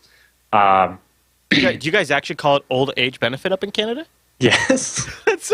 That's so, I don't know, like blunt. Direct. Yes. Well, that way you know what it is. It doesn't have to have a fluffy name. Like Social Security Administration or retirement benefits. Well, we call it social insurance. Okay. Instead of Social Security, but it's the same thing. Okay. Anyway, so they've switched now so that you have to use direct deposit. They don't mail checks except for a few very specific exemptions. And that makes sense because it reduces the amount of postage and stuff and just paper. Why waste all the paper? But because previously there had been quite a bit of fraud where a bad actor would convince a bank to start sending somebody's direct deposit to the wrong account. So a lot of banks have gotten away from allowing you to make the change at the bank and make you go to the Social Security Administration. So they set up a website where you can just go online and change your benefits to go to your bank account or whatever. The problem with that, though, is that if you have not registered on the SSA's My Social Security web portal site, someone, if they had all the details of your identity, could sign up on your behalf and direct the money to the wrong account. Yeah, so this seems to be the tricky thing, because if it's tied to your Social Security number, what would prevent me, if I figured out what your Social Security number was, going in and creating an account on your behalf? Right. So in this case, the security researchers that are discussing the problem say that you should go and register your account so that you control it, because otherwise some bad person could claim your account. Although that seems to underscore fundamental flaws in the way the system was built rather than anything specific. Slips in the chat room asks if this is Canadian. No, we're talking about the U.S. Social Security system, not the Canadian one. At the end, I have a note about how the Canadian one is different in the security system they use that solves most of the problem. But anyway, so they added the way so you can log into your account on the SSA website and change what account your money goes to. In this case, it seems that since or as of August 23rd of 2013, the Social Security Administration has received 18,417 complaints about people fraudulently having their benefits stolen. These would all be people that would be at retirement age. I mean, that's what's sort of kind of a lot of these. Not everyone would have to. The Social Security Administration pays out to also people with disabilities and. Oh, true. Yeah, I guess it could be. Yeah, it's not only people that are retired. Correct. But a lot of people, this is how they survive, right? It's a social safety net. Yeah. They say that there's no suggestion that the SSA system has been compromised, right? That somebody hasn't compromised the system and is just redirecting anybody's money. They're just committing identity fraud and registering on the site as the person and changing the destination of the payments. Banks usually alert customers if the account that the SSA payments go to is changed, but that often is sent, in the regular mail. And if you're not expecting it, you get a lot of junk mail, and most of it you just throw away, right? Mm-hmm. And it's almost like, if you got that same email from your bank, there's just as high a probability that the thing you get in the mail was a scam as it is the thing you get in an email. Right. I mean, especially if I'm interacting with this new online service and everything I'm doing is through a website, and the whole point is to reduce paper and get me to go online. I would not actually expect for a red flag to come to me via the mail. I would expect it to be some sort of electronic notice. Right, but you don't want to trust a notice either. Yeah. But anyway, so this is the bank separate from the SSA. Right. They're like, hey, we noticed that you're not sending us your money anymore. Yeah. Did you mean to do that? Yeah. But yeah, he says many customers overlook such notices. So they say if you receive direct deposits from the SSA, but haven't yet registered on their new web portal, you might want to do that just so someone else can't do it on your behalf. Right. Because it's possible to create to create a Social Security account just by having the Social Security number and registering. That's how you would do that. I guess apparently they're going to implement some additional security measures, but I guess you could make the case this is the argument for the national ID, right? That way I can verify that you are Chris Fisher and that is you creating an account. How is it doing it other than having a number that's like your SSN but different? It's got to be some sort of, I don't know, some sort of... Is it going to be like a smart card? Because what about the people that are, using a computer at a library that's old and doesn't have a smart card reader? I don't know. I mean, there's been talk of like almost like a driver's license for the internet. Right, but again, if it's just some number, it can be stolen just as easily. It'd have to have some sort of way to do some sort of authentication token, like, or like I don't know, maybe like some sort of RSA code. I don't know what they would do. Well, we've seen the RSA get hacked and those codes get broken.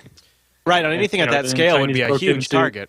Exactly. Yeah, I don't know. That is, but we are at the beginning of a lot of these services going online. So this is going to be a big problem. So Canada has had something similar that I use in two different ways. I have the business version for filing our sales tax returns online, and then there's also the version I do for my income tax and so on. Sure. And they've combined all this into what they call my tax account or whatever. And so when you go to register for it, you put in all your details, including your social insurance number, and then it will be like, we would like, what was the number you wrote on this random line of your tax return in last year? Okay, so something they have on file that they knew when they verified it was but you. Something like it's fairly obscure. It's not even like the just your income level. It's like some random specific line from your tax return, and you enter that. And then to activate your account, how normally you register and you get an email you have to verify? Yeah. They do the same thing, but snail mail. You get sent this, authentication token in the mail. And you have to enter that into the website before you can start using the account. Okay. And I guess that's a pretty good system, and pretty much everyone already keeps all their tax records, and this is just more incentive to keep them. And since we're requiring something that people are already kind of keeping, it's kind of ingrained into us to keep that. Well, yes, you're supposed to keep them for 5 years anyway. Right. So you can pretty safely assume they'll have it, which is a good system too. Yeah. You Canadians. Next you're going to tell me you've got health care. We do. All right, Alan. Well, any other thoughts on that story? That one, not really. It just seems that they need to implement something so that some random person that happens to...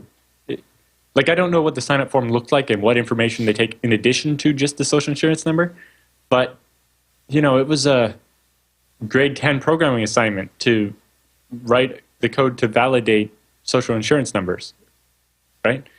So it's fairly easy to just generate random ones and try them until you find one that wasn't taken and then steal their money. Yeah, that's very true. Whereas, to pull off the scam, with the snail mail, there's still the possibility.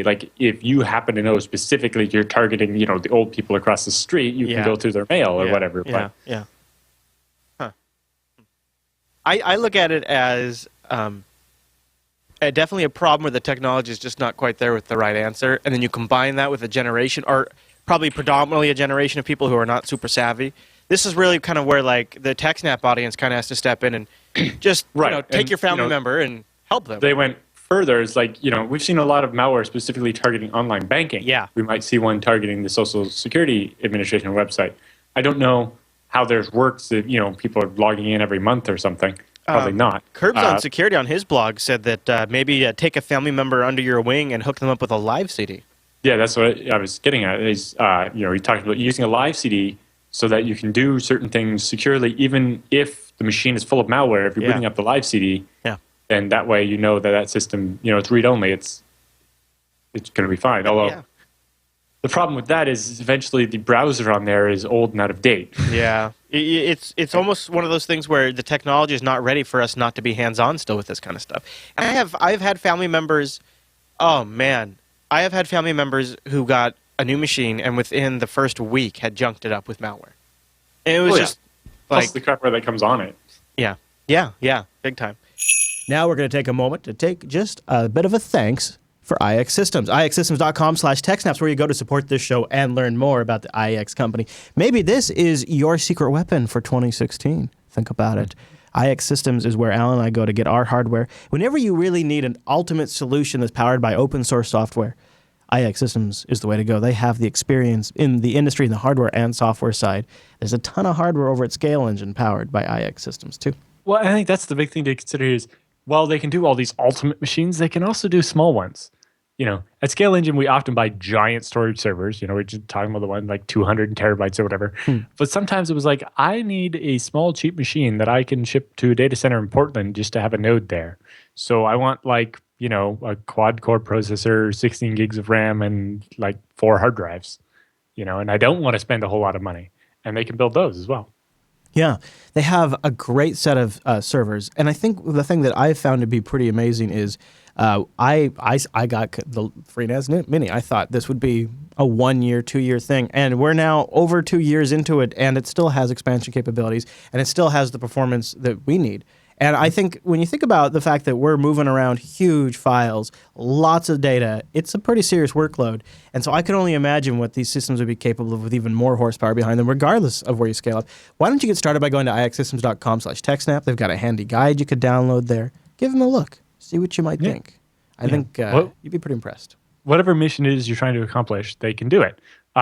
And if you have a story about how you've successfully completed some mission, they have ixsystems.com/mission complete, and you write in your story about how you used FreeNAS or FreeBSD or ZFS or whatever to solve some problem or complete the work you needed to do, and they highlight the best stories every month. Yeah. All right. Now, Allan, we're going to go to a very special episode in the long run of the TechSNAP program. Of course, that would be episode 100. A couple of neat things, including Mr. Curbs on security, right, Allan? Yes. So, yeah, first of all, this is special because it's our 100th episode, right? I think was that the first time we were in person together? Yeah. Yeah. So there's that, which makes it a special episode already. But as part of it, we covered a story about Bit9, this company that makes malware software. It's like a blacklisting thing, and there was a compromise of their system, and it was quite a good story for TechSNAP. But a lot of the coverage came from this guy named Curbs. And I was like, who is this Curbs guy? What does he think he is? Why do I keep seeing his name everywhere all of a sudden?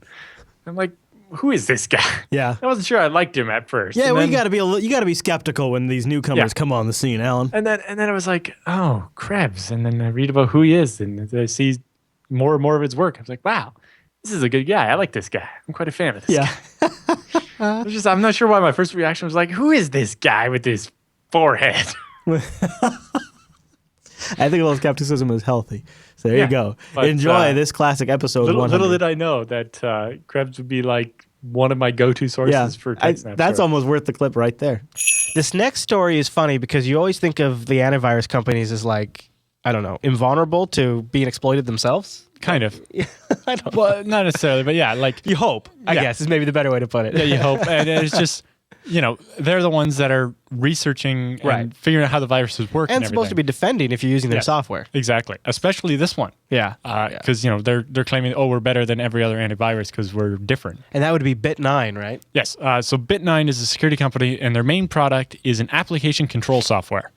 Okay. So basically what it does is monitor every program and process running on your server or your end user device, like a desktop or laptop or whatever, and reports any unusual activity or any unapproved activity at all back. Okay. So basically what it has is a whitelist of known good applications, like your Microsoft Word. And, if you have custom apps, you sign them with a key, and the Bit9 knows, all right, this is on your company's whitelist, so it's allowed, it's internal apps or whatever. So basically you have a list of everything that's allowed to run. So anything that's not on that list doesn't run at all? Depending on the settings, you can run it, block it, or you can... just flag it and be like an alert. Hey, so then I should never have to worry about malware that's not on that list, right? Exactly. By saying only the apps were allowed to run when if you have Bit9 on your system and you went to the NBC website, when the malware got injected through Java, when it tried to run, Bit9 be like, hey, that's not on the whitelist. That doesn't get to run. Right. Okay. And, so that's the biggest thing. It's like we said, the Citadel Trojan was only detected by 3 out of the 46 virus scanners. Right. Because they didn't have it on their blacklist. Right? A virus scanner is basically a blacklist of things that you don't want to run. Right. So Bit9 is a whitelist of what you do want to run. Okay. Now, on a regular desktop user, that probably get really annoying really fast. Yeah. But in a corporation where you only need specific apps and you need that high security, it makes a lot of sense. Yeah. And, because of that, Bit9's customers include the U.S. government, banks, oil and energy companies, defense contractors, 30 of the companies off the Fortune 100 list. Wow. Ones that are seriously concerned about security. Yeah. Ones that want to be able to say, we're whitelisting, we're doing something. Yeah. And it's more than what you get from a regular virus scanner. So when the attackers wanted to break into one of these defense contractors, they found out they couldn't because of this Bit9 software. It was stopping their exploit. Very nice. So they're like, well, there's one way around that. Oh, really? Yep. So the attackers managed to compromise one or more machines at Bit9 and gained access to the code signing certificate, used that to sign 32 pieces of malware and put them on the master Bit9 whitelist. No. So this was anyone running Bit9 was now going to allow these 32 pieces of malware. Oh, no. So it's doing the exact opposite of what all of their customers want, and it's actually using their own signatures. Yeah, so basically it was whitelisting a bunch of software signed with the Bit9 certificate. Wow. So as it turns out, due to what they describe as an operational oversight, a, quote, handful of computers and virtual machines at Bit9 were not running Bit9's own software. Their own software. Yeah, so most of their servers and computers run Bit9. Right. But in this case, they spun up a bunch of virtual machines to do a test or something. And they're just, in a rush. They didn't have time to load it. They didn't put Bit9 on They didn't want the performance hit. Well, or they didn't want to have to keep whitelisting all this new stuff they were testing or whatever. Turns out Bit9's a hassle. Yeah. So they didn't use it on their own system. And so the intrusion against their machines weren't actually detected or prevented. Oh, Bit9. Because Bit9 wasn't running. So Bit9 says, it's not a problem with their software. Their software wasn't compromised. Their source code wasn't compromised, etc. So their investigation suggests that only 3 of their customers were affected by the illegitimately signed malware. So basically, these attackers were actually not going after Bit9. They were going after 3 specific customers of Bit9. Yeah. So they got this malware signed, but they only used it against those 3 companies, probably to keep the profile low so they wouldn't get caught. Yep. Right? If they tried to use it against all kinds of people all over the place, it would have raised more flags sooner. People would have noticed. Wow. Specifically because the original attack took place in July of 2012, and Bit9 didn't find out about it until January. Wow. We'll describe how that happened in a second here. Okay. So Bit9 revoked the certificate that was used to sign the malware and probably previously had been signed, everything on their whitelist. Yeah. So revoking is kind of a difficult step because they would have to re-sign every binary again with the new certificate. Holy when crap. They revoke the old one. Holy crap. Although Bit9 says that the certificate that was compromised is one they had already phased out. Like they weren't using it to sign anything new at that point. Okay. But it hadn't expired yet, so it was still valid. So their software still trusted it. They had just started signing stuff with a different key by then. Oh, no. So it was probably a little easier for them to revoke that key than it would have been if they were still actively using that key. Yeah. Because they would have had to re-sign everything on the whitelist. Yeah.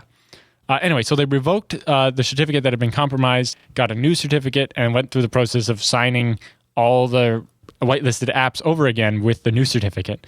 And they also blacklisted the old certificate and anything signed with the old certificate so that if your Bit9 somehow didn't realize the old certificate got revoked because, the certificate revocation infrastructure isn't always great. Yeah. So they have a hard-coded blacklist blacklist against that certificate in the software as well.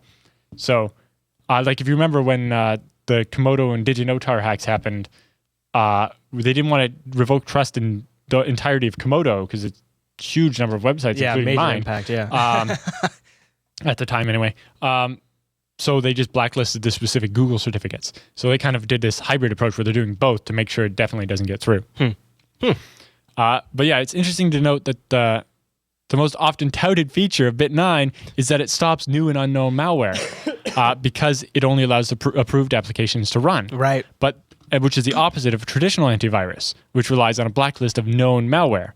But in this case, it may have actually been that Bit9 was allowing known malware to run, right? A traditional virus scanner might have caught some of these pieces of malware that Bit9 was allowing because they were whitelisted.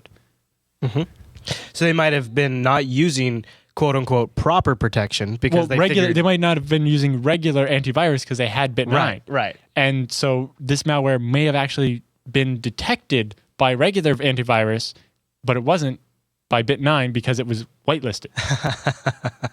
Is it pretty interesting? Oh man, talk about like just getting pissed because like, could you imagine like if it was the U.S. government, they call it Bit9 and say, "Now you guys listen, we bought this specifically to prevent this from happening." Exactly. Wow. So Bit9 is not saying which of its customers were the 3 that were targeted, but based on other information we got from other sources and a list of customers Bit9 said it wasn't. Like they specifically said it wasn't going after critical infrastructure like a electric grid, and it wasn't going after banks.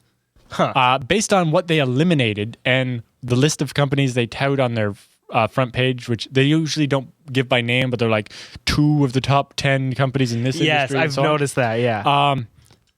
It was most likely defense contractors that were targeted.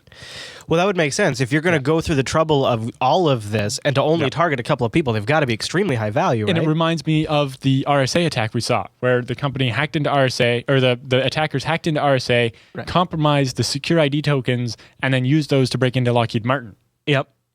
It seems a very similar style here, where, they're hacking some company not as the ultimate end of hacking that company and stealing their information, but actually just using that as the stepping stone to break into another place. It's, I guess, there was another example that we covered in the past. It was, I think it was in South Korea, and they hacked some company who makes like a little like zip and little utility pack for sysadmins or something, and they infected their update, so the auto update software would infect all their customers just to break into one company. It seems like maybe I would buy that it's more of a state-sponsored type attack when they will go to the trouble of compromising something like Bit9 and then targeting a defense contractor. Don't you almost think that doesn't sound like almost got to be to that or a competing defense contractor? Oh yeah, maybe from another country. Like a French defense contractor wants whatever Lockheed Martin has, or something. Because those defense contracts are huge piles of money. Yeah. And it can be for a long time. And then Bit9 posted an update after that where they get into a little more detail about what actually happened. So Bit9 says the attackers originally compromised their systems in July of 2012. Basically, they used a SQL injection flaw against some software that was running on an internet accessible web server at their company. So they had, internet accessible web server, probably like something like the auto update server for Bit9. And the attackers used an SQL injection flaw to gain access to that server. From that web server, they were able to compromise 2 regular user accounts on the network. Maybe it was Active Directory or something, I'm not sure. Anyway, so they broke and got 2 user accounts, legitimate user accounts on the network. Then they used those to eventually get access to a virtual machine that Bit9 was running, in this case probably for testing, that had access to the code signing certificate, specifically the private key for it, so that they could sign their own malware.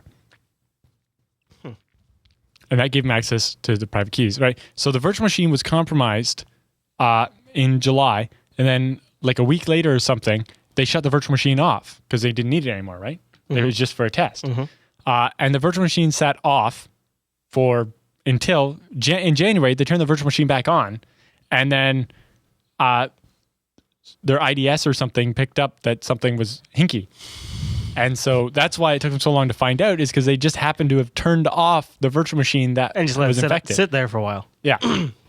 And so when they turned it back on, they noticed the suspicious activity. So it sounds like they had some sort of software in place to catch it once it did come back online. So that's commendable. Well, that or they started investigating because Lockheed Martin was like, hey, somebody broke into our system and stole our shit. Hey, maybe we should turn that VM on and check it out. There might be something on that. Or something to that effect. Yeah, okay. And, they've obviously investigated and found out how they got in with that SQL injection in the web server. And they, again, no specifics about what software was running on their web server and how it got SQL injected. If it was their own and they were just doing insufficient validation or what. Right.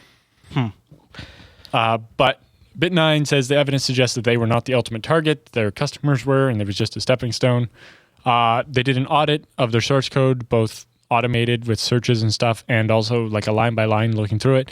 And they found that their software was not accessed or modified in any way. Okay. Because that would have been crazy, is the better, like the ultimate attack against Bit9 would have been changing the source code slightly to include a second master certificate so that I could then continuously sign as much malware as I want to work against Bit9. Right. And make Bit9 trust my certificate in addition to Bit9's own certificate forever. That would have been a major And if that had gone undetected for months and months, that would have been huge. Yeah. Yeah. Well.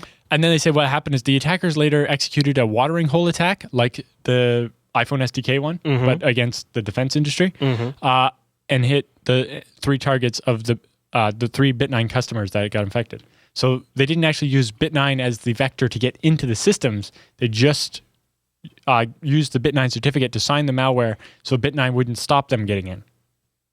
Very clever. Yeah, so it's not like they actually infected Bit9 to make it as the delivery mechanism. Right. They still went out and did a watering hole attack and spear phishing and so on to get into the defense lot of company. thought went into this whole attack. A lot of planning as well. And a 'cause lot of they- probably reconnaissance to know what 'cause ones to go after. they had to find out what site a whole bunch of people at the defense contractor go to. Right. Then they have to find which of those sites can we hack and inject code into. Right. So basically they had to hack at least 2 other places. And they had to know, order and to they had to target know this defense. exploits that were going to work, and they had to be fairly confident they wouldn't be detected. I mean, it's a lot of There's research. huge there. amount of work that went into this. That's impressive. Yeah, and just the fact that they had to hack a whole bunch of different places just to be able to break into this one defense contractor. It shows that the defense contractor's security is actually not that bad. Yeah. They have lots of layers like this, but It also reminds more you. layers. It also reminds you that a crucial part of securing your network is ensuring that any partner or any provider or software provider that has access or is responsible for your security checks out too, and that just requires due diligence on your part. And there's not even really necessarily a technological fix. You can't trust any one thing, right? So you need layers, Yeah. right? So if you have Bit9, that's great, but you also need an intrusion detection system that's going to find patterns of, hey, somebody's going to that's how Facebook found out some of their developers' laptops were hacked. Is they were inspecting traffic as it left their network and like, hey, look at these funny domains that we shouldn't be having any traffic to. Right, So they caught it. Command and control traffic going out from infected machines. Trace it back. This machine's Look infected. at that Facebook go, huh? Look at them. Yeah. They have to. They're the huge target. Yeah. And, they have the bug bounty program. They don't have to pay out on that as much as the less money they pay to people because they found the vulnerabilities first, the better, right? Right. They rather pay people than have people exploit it. That's why they have the bug bounty. Yeah. But if they can find the exploits first, that's better for everybody. Everybody's happy. Because it also stops the people that found an exploit and didn't report it. Wow. But yeah, so the watering hole attack is very similar to the one that got Twitter, Facebook, Apple, and Microsoft. But the attack ultimately, through the watering hole attack, used a Java vulnerability to exploit the HiKit and Unix Unix Home backdoors, which were 2 of the binaries that were signed using the stolen Bit9 certificate. So instead of being blocked, they were allowed. And then I have a bunch of follow-up stuff here.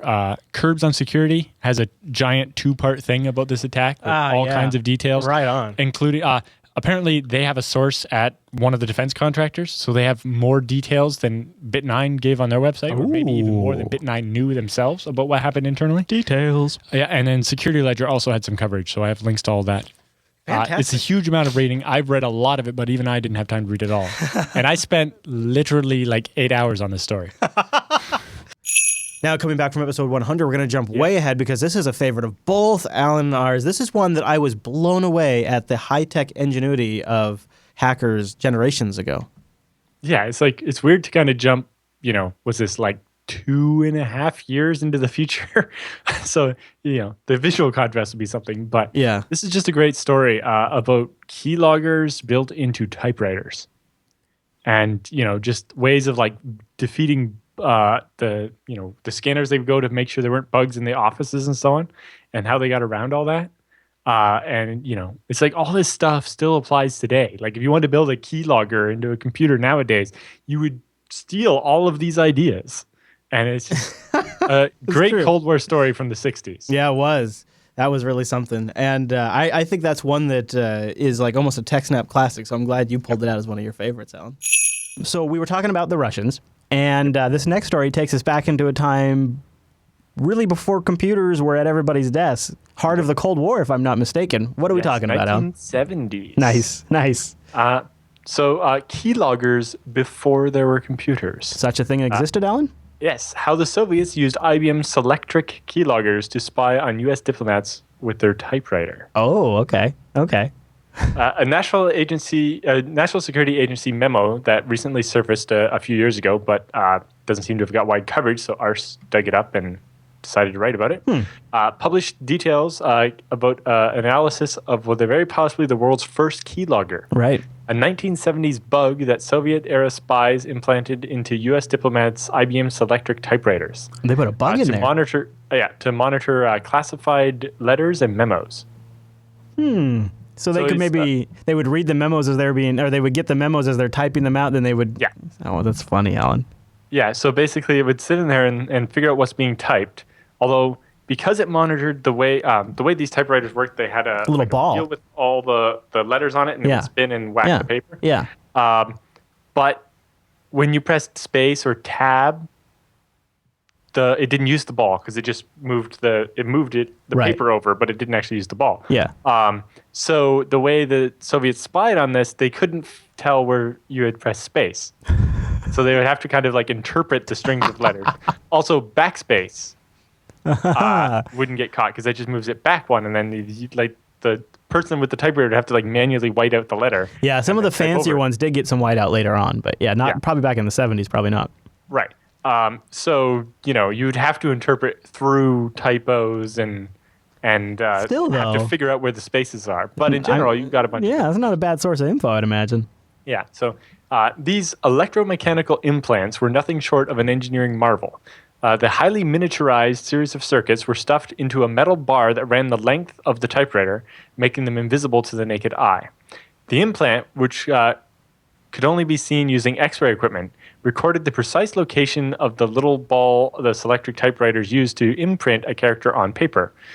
With the exception of spaces, tabs, the hyphen was at the home position, so it didn't spin, so it couldn't tell that that's what happened.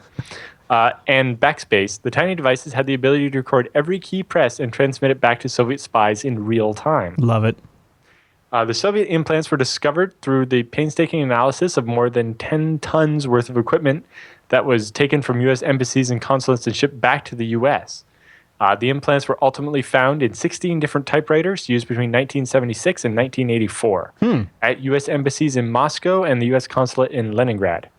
So they had easy access to those ones, probably. Yeah.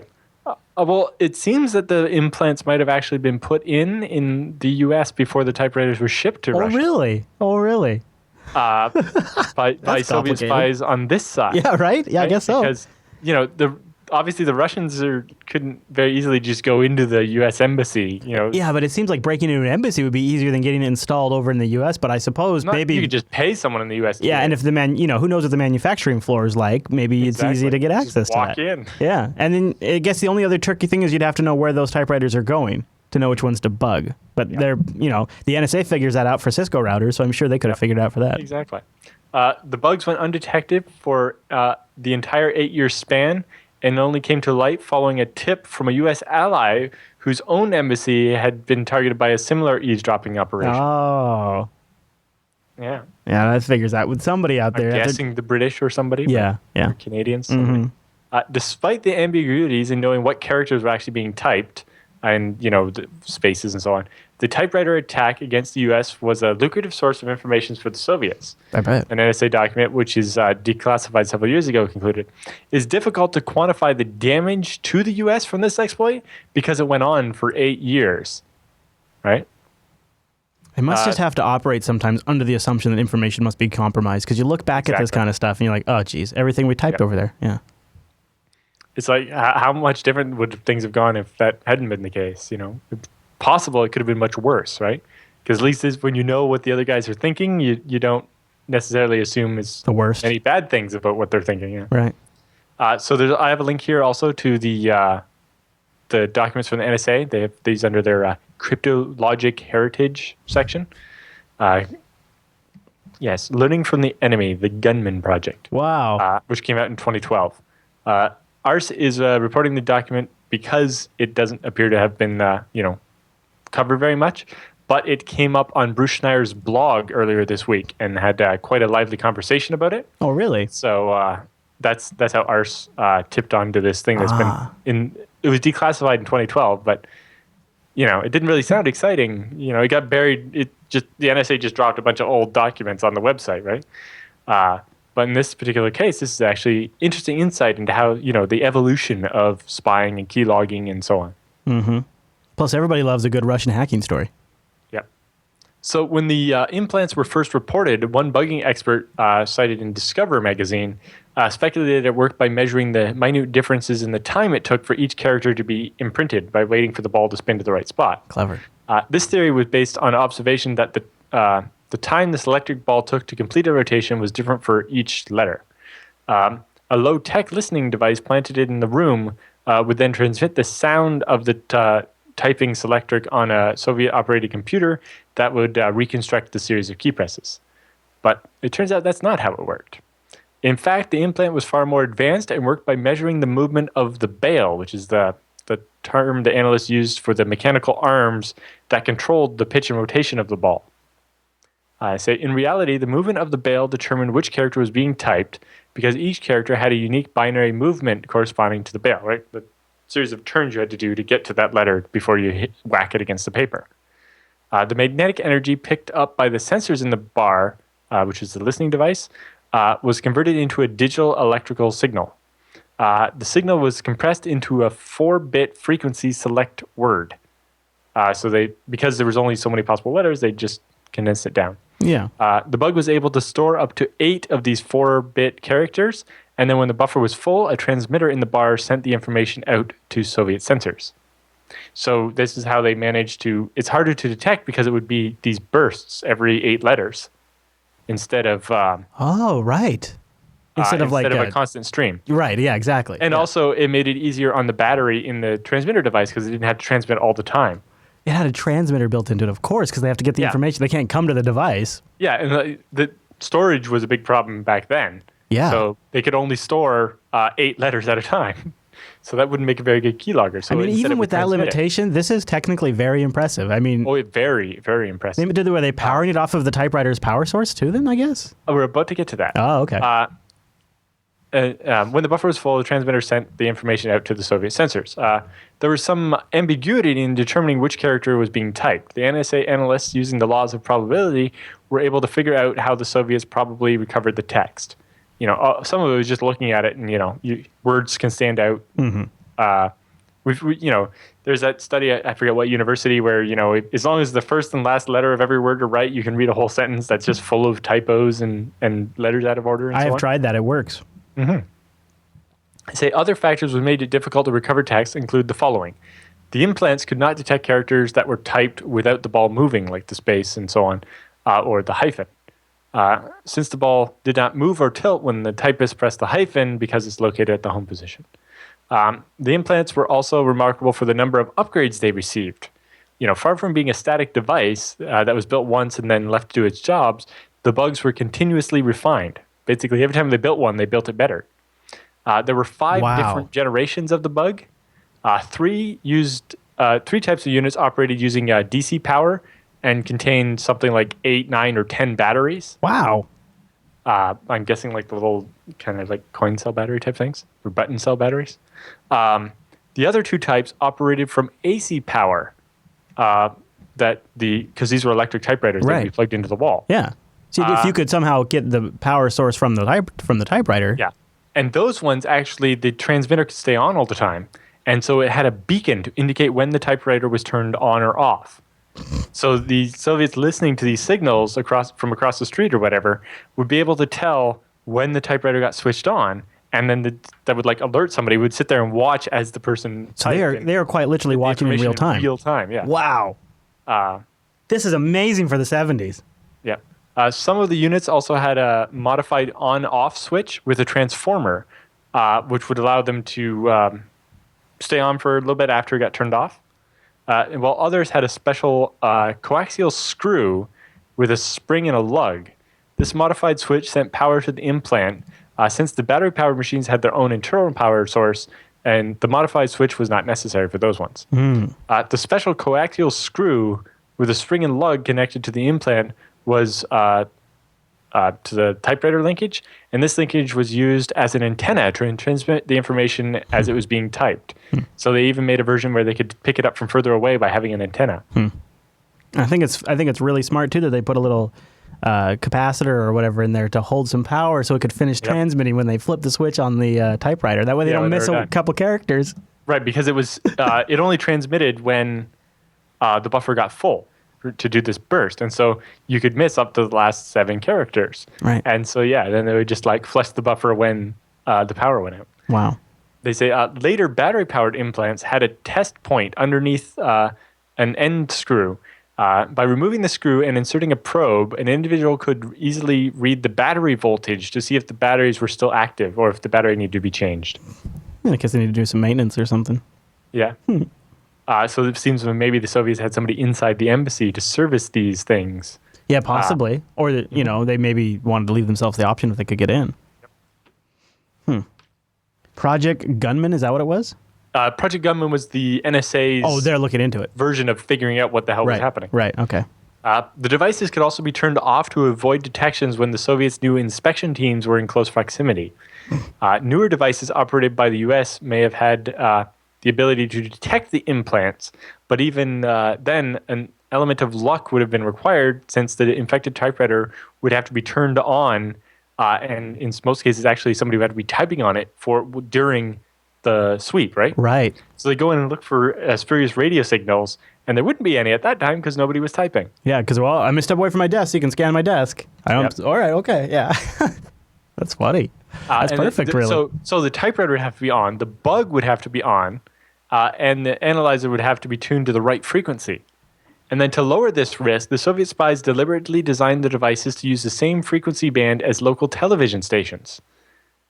And so, when you saw the signal at that frequency, you wouldn't necessarily think that it was anything. Right, but I wonder if that meant they had to be closer because of interference. I wonder if that meant that they didn't have as much of a range. The U.S. Embassy in Moscow, there was always talk about this old church across the road from it that was just like festooned with antennas and so on. Really? Yeah. That's totally where it was, huh? Yeah.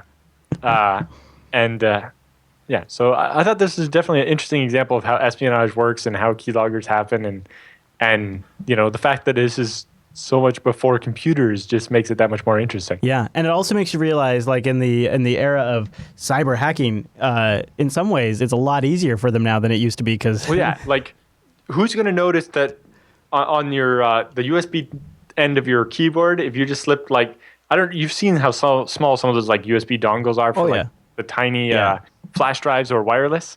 If you just stuck something like that was like just transparently slipped on a USB cable, and then plug that in, and then you'd be able to see everything typed on the keyboard. You wouldn't even notice that. Even if you look closely, you probably wouldn't notice that. Yeah. The first keylogger. That's got to be it, right? Well, unless the U.S. had one beforehand, but I like too that the NSA had to create up they had to use like a lot of different simulations and the law of probability to figure out what they might have been able to get. Like the NSA had to reconstruct. They must have had to use a device like this and type on it and then receive the output and then try to figure out how they assembled the sentences. And, like that process of breaking this down, could you imagine being one of the researchers on this and going like, oh shit, this must have been what they did. Oh man, they've been doing this for years. Like that revelation as you're working on it must have been really something. And it got very minimal press coverage. I was looking at the write-up, and it looks like it got very, very little. Like one source, I was reading the NSA's paper, one source sort of got it, and they called it key trapper hardware. Key trapper. Not keylogger, but key trapper, which I thought was kind of quaint and shows you how ahead of the times it was. Amazing technical achievements, too, Allan. And it ran to, what'd you say, 1984? Yeah, 76 to 84. Huh.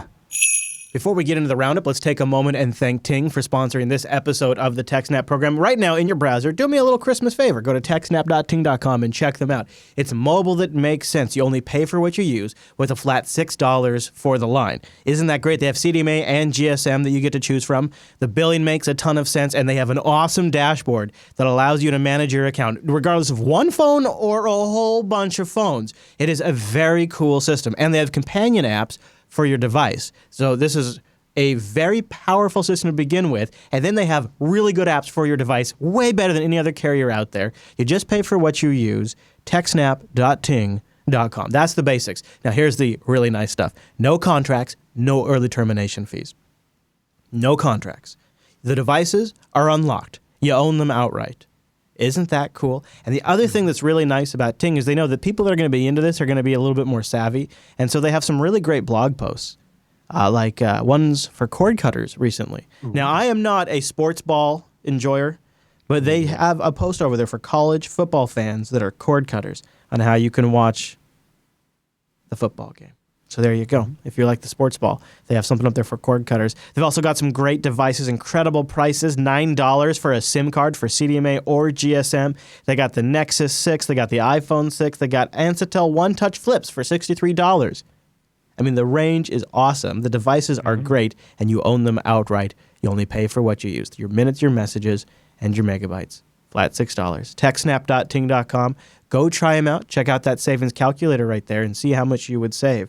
They have great customer support. They have a great online community, a good management dashboard with companion apps, no mysterious line items on your bill, and no contracts. TechSNAP. Only every cell phone company was that nice. I know. TechSNAP.ting.com. And a big thank you to Ting for sponsoring the TechSNAP program. Okay, so now we're going to get into something a little fresh, a little something new. That's right, you guessed it. It's time for the TechSNAP Roundup.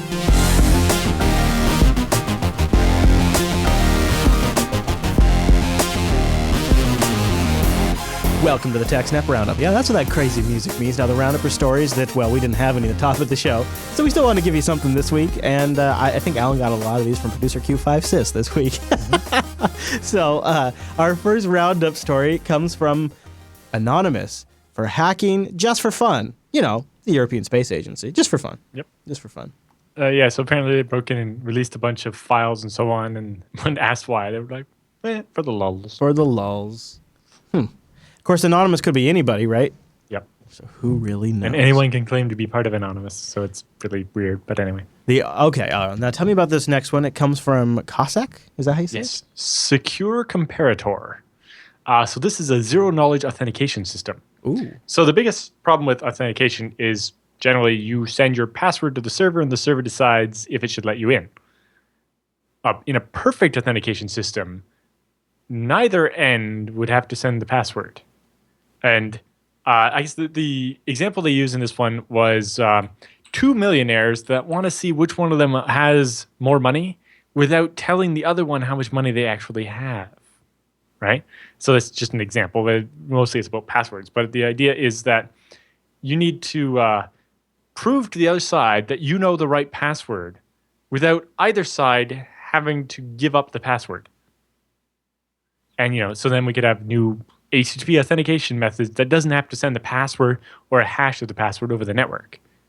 Just some other way of proving that you have the password and it's the same as the other guy's password without either of you having to give up the password. Right? Because if both sides don't trust each other, one side can't just send the password to the other one and see if it's right, because then they'll be like, sure, that's right, and now they know your password. Right? And that's why we have something like SSL, so we can prove the other side is actually who they say they are before you send their password to make sure it's not the wrong person that's going to get the password. But if we didn't have that, what we'd want is some system where I could prove that I have the password without actually giving up the password. And so this article describes a theory on how that might work. Oh, neat. This next if you like roundup, math, it's fun. This next roundup almost sounds like a search engine for a cyber hacking scene in Hollywood. Kind of. So we have Shodan, which allows you to search based on version strings of the applications and so on. But this new Census.io is basically a search engine to find specific things or ranges of IP addresses, or it's kind of more generalized, kind of trying to be like a Wolfram Alpha version of it, where you can kind of find all the devices that do this, or all the devices that behave in this way. I don't know that much about it, but it looks like it's a cool new way to do things. Basically, since instead of everybody having to do their own scans of the internet, This is a bunch of internet-wide scanning where all the results are available And then for you can to search it. search. Yeah. So it's faster and it's less. CENSYS.io. CENSYS.io. Census? Yeah, but it allows you to basically create aggregate reports about what hosts on the internets do and so on.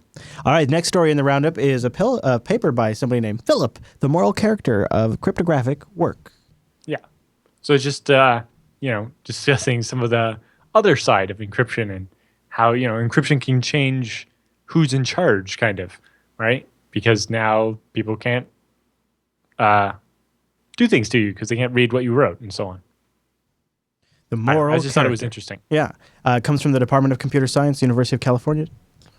Government, can you hear me now? Cell site simulators aren't secret anymore. I'm so glad to hear this story coming out. We've talked about these stingrays over and over again, right? Yeah, and triggerfish and dirtbox and yeah. I guess the veil of secrecy is kind of starting to be pulled Well, I back. think the big one here is that because people other than the government can do it now, it's important that the cell phone carriers stop them from working by turning on the encryption that they've been, resisting turning on because it would stop the government monitoring. Right. Yeah. Your cell phone shouldn't associate to a cell tower that's not a real one. I'm really glad to see that story getting some air, and I'm going to keep watching that. All right, so this next one comes from HackRed. Attacker embeds malware in the Guardian's cybercrime article, so an article about cybercrime. Yeah, so there's a 2011 article about cybercrime on the Guardian's website, and somebody managed to compromise the site and inject the Angler malware kit into the article. So if you read it, you would get the malware. There you go. I found that quite ironic. I'm surprised we didn't see a lot of coverage about that. It's brand new. Well, there you go. There's coverage about it, I suppose. Yeah, right there. it didn't happen in 2011. It happened, they just targeted the old article. LifeLock to pay $100 million to consumers to settle an FTC charges that it violated a 2010 court order. The FTC alleged the company violated its orders on the information security requirements and misled consumers with deceptive advertising. Yeah, so LifeLock is one of those credit monitoring type services. And deceptive advertising misled consumers and had poor IT practices that led to data compromises. Well, you know what? Not all that surprised to see this happen. Nice to see them getting a penalty for it, though. Yeah, that is true. That is true. In the tough world of cybersecurity researchers are being hunted from all sides. Yeah, so there's a couple of stories here, but the one is security researcher Peter Cruz started a security group in Denmark and one day got a cell phone call from his mother. Although when he answered the phone, it wasn't his mother. It was some guy telling him that he needs to stop doing what he's doing. Or there was a guy, Kaspersky, and while he was analyzing Stuxnet, he was, had someone break into his house and try to intimidate him. That's pretty creepy, too. Creepy, Allan. Creepy. From Motherboard, another Vice article. Allan, another Vice article. And then our last article, it's only appropriate. It comes from Mr. Krebs, the role of phony returns in gift card fraud. Yeah, so this one always comes up during the holidays because people get a lot of gift cards. And also, there's these sites where you can, you get a gift card for a store you don't like. You can go to some of these sites and sell the gift card to somebody who would want one from that store. And you probably won't get the face value for it, but you get some amount of money that you can actually go to spend on something useful. And people like to do it because, I can get a $100 gift card for Petco for $60 or whatever. But it turns out a lot of these are fraud. What people are doing is they'll go to a store and steal some merchandise. And then they'll go to a different store and return it. And if you want to return something, apparently some of these places, normally they require a receipt to give you a refund. But if you don't have a receipt, they won't give you a refund, but they will give you Store credit or whatever? A store credit in the form of one of these gift cards. Yeah. Because then the worst thing you can do is buy something from them, right? So if you go and steal a bunch of stuff and then return it to a different store and get these cards and then sell them at a discount, you've just got free money, right? And it's a little harder to track down because the person that ends up spending the gift card is totally innocent. Yeah. But Krebs has a whole story about how it works. And probably be a bit of that going on over the holiday season. Exactly. And you wonder, how many of the gift cards you got were bought in cheaply because they were stolen or whatever. It works a little different than you would thought. You would think, the cheap ones are like fake or something. It's like, no, they're perfectly legitimate. Yeah. It's just that, Yeah. they were ill-gotten. Well, Mr. Jude, that brings us to the end of this special holiday edition of the TechSNAP program. 246 comes to a conclusion, but 247 is already in the works. We'll have a special episode out next week of a retrospective from 2015. A look back at some of the more current stuff that we covered in the TechSNAP program, and also some new content sprinkled in there, like we did with this here episode. Hope you have a great holidays. Thanks so much for watching the TechSNAP program, and we'll see you right back here next week.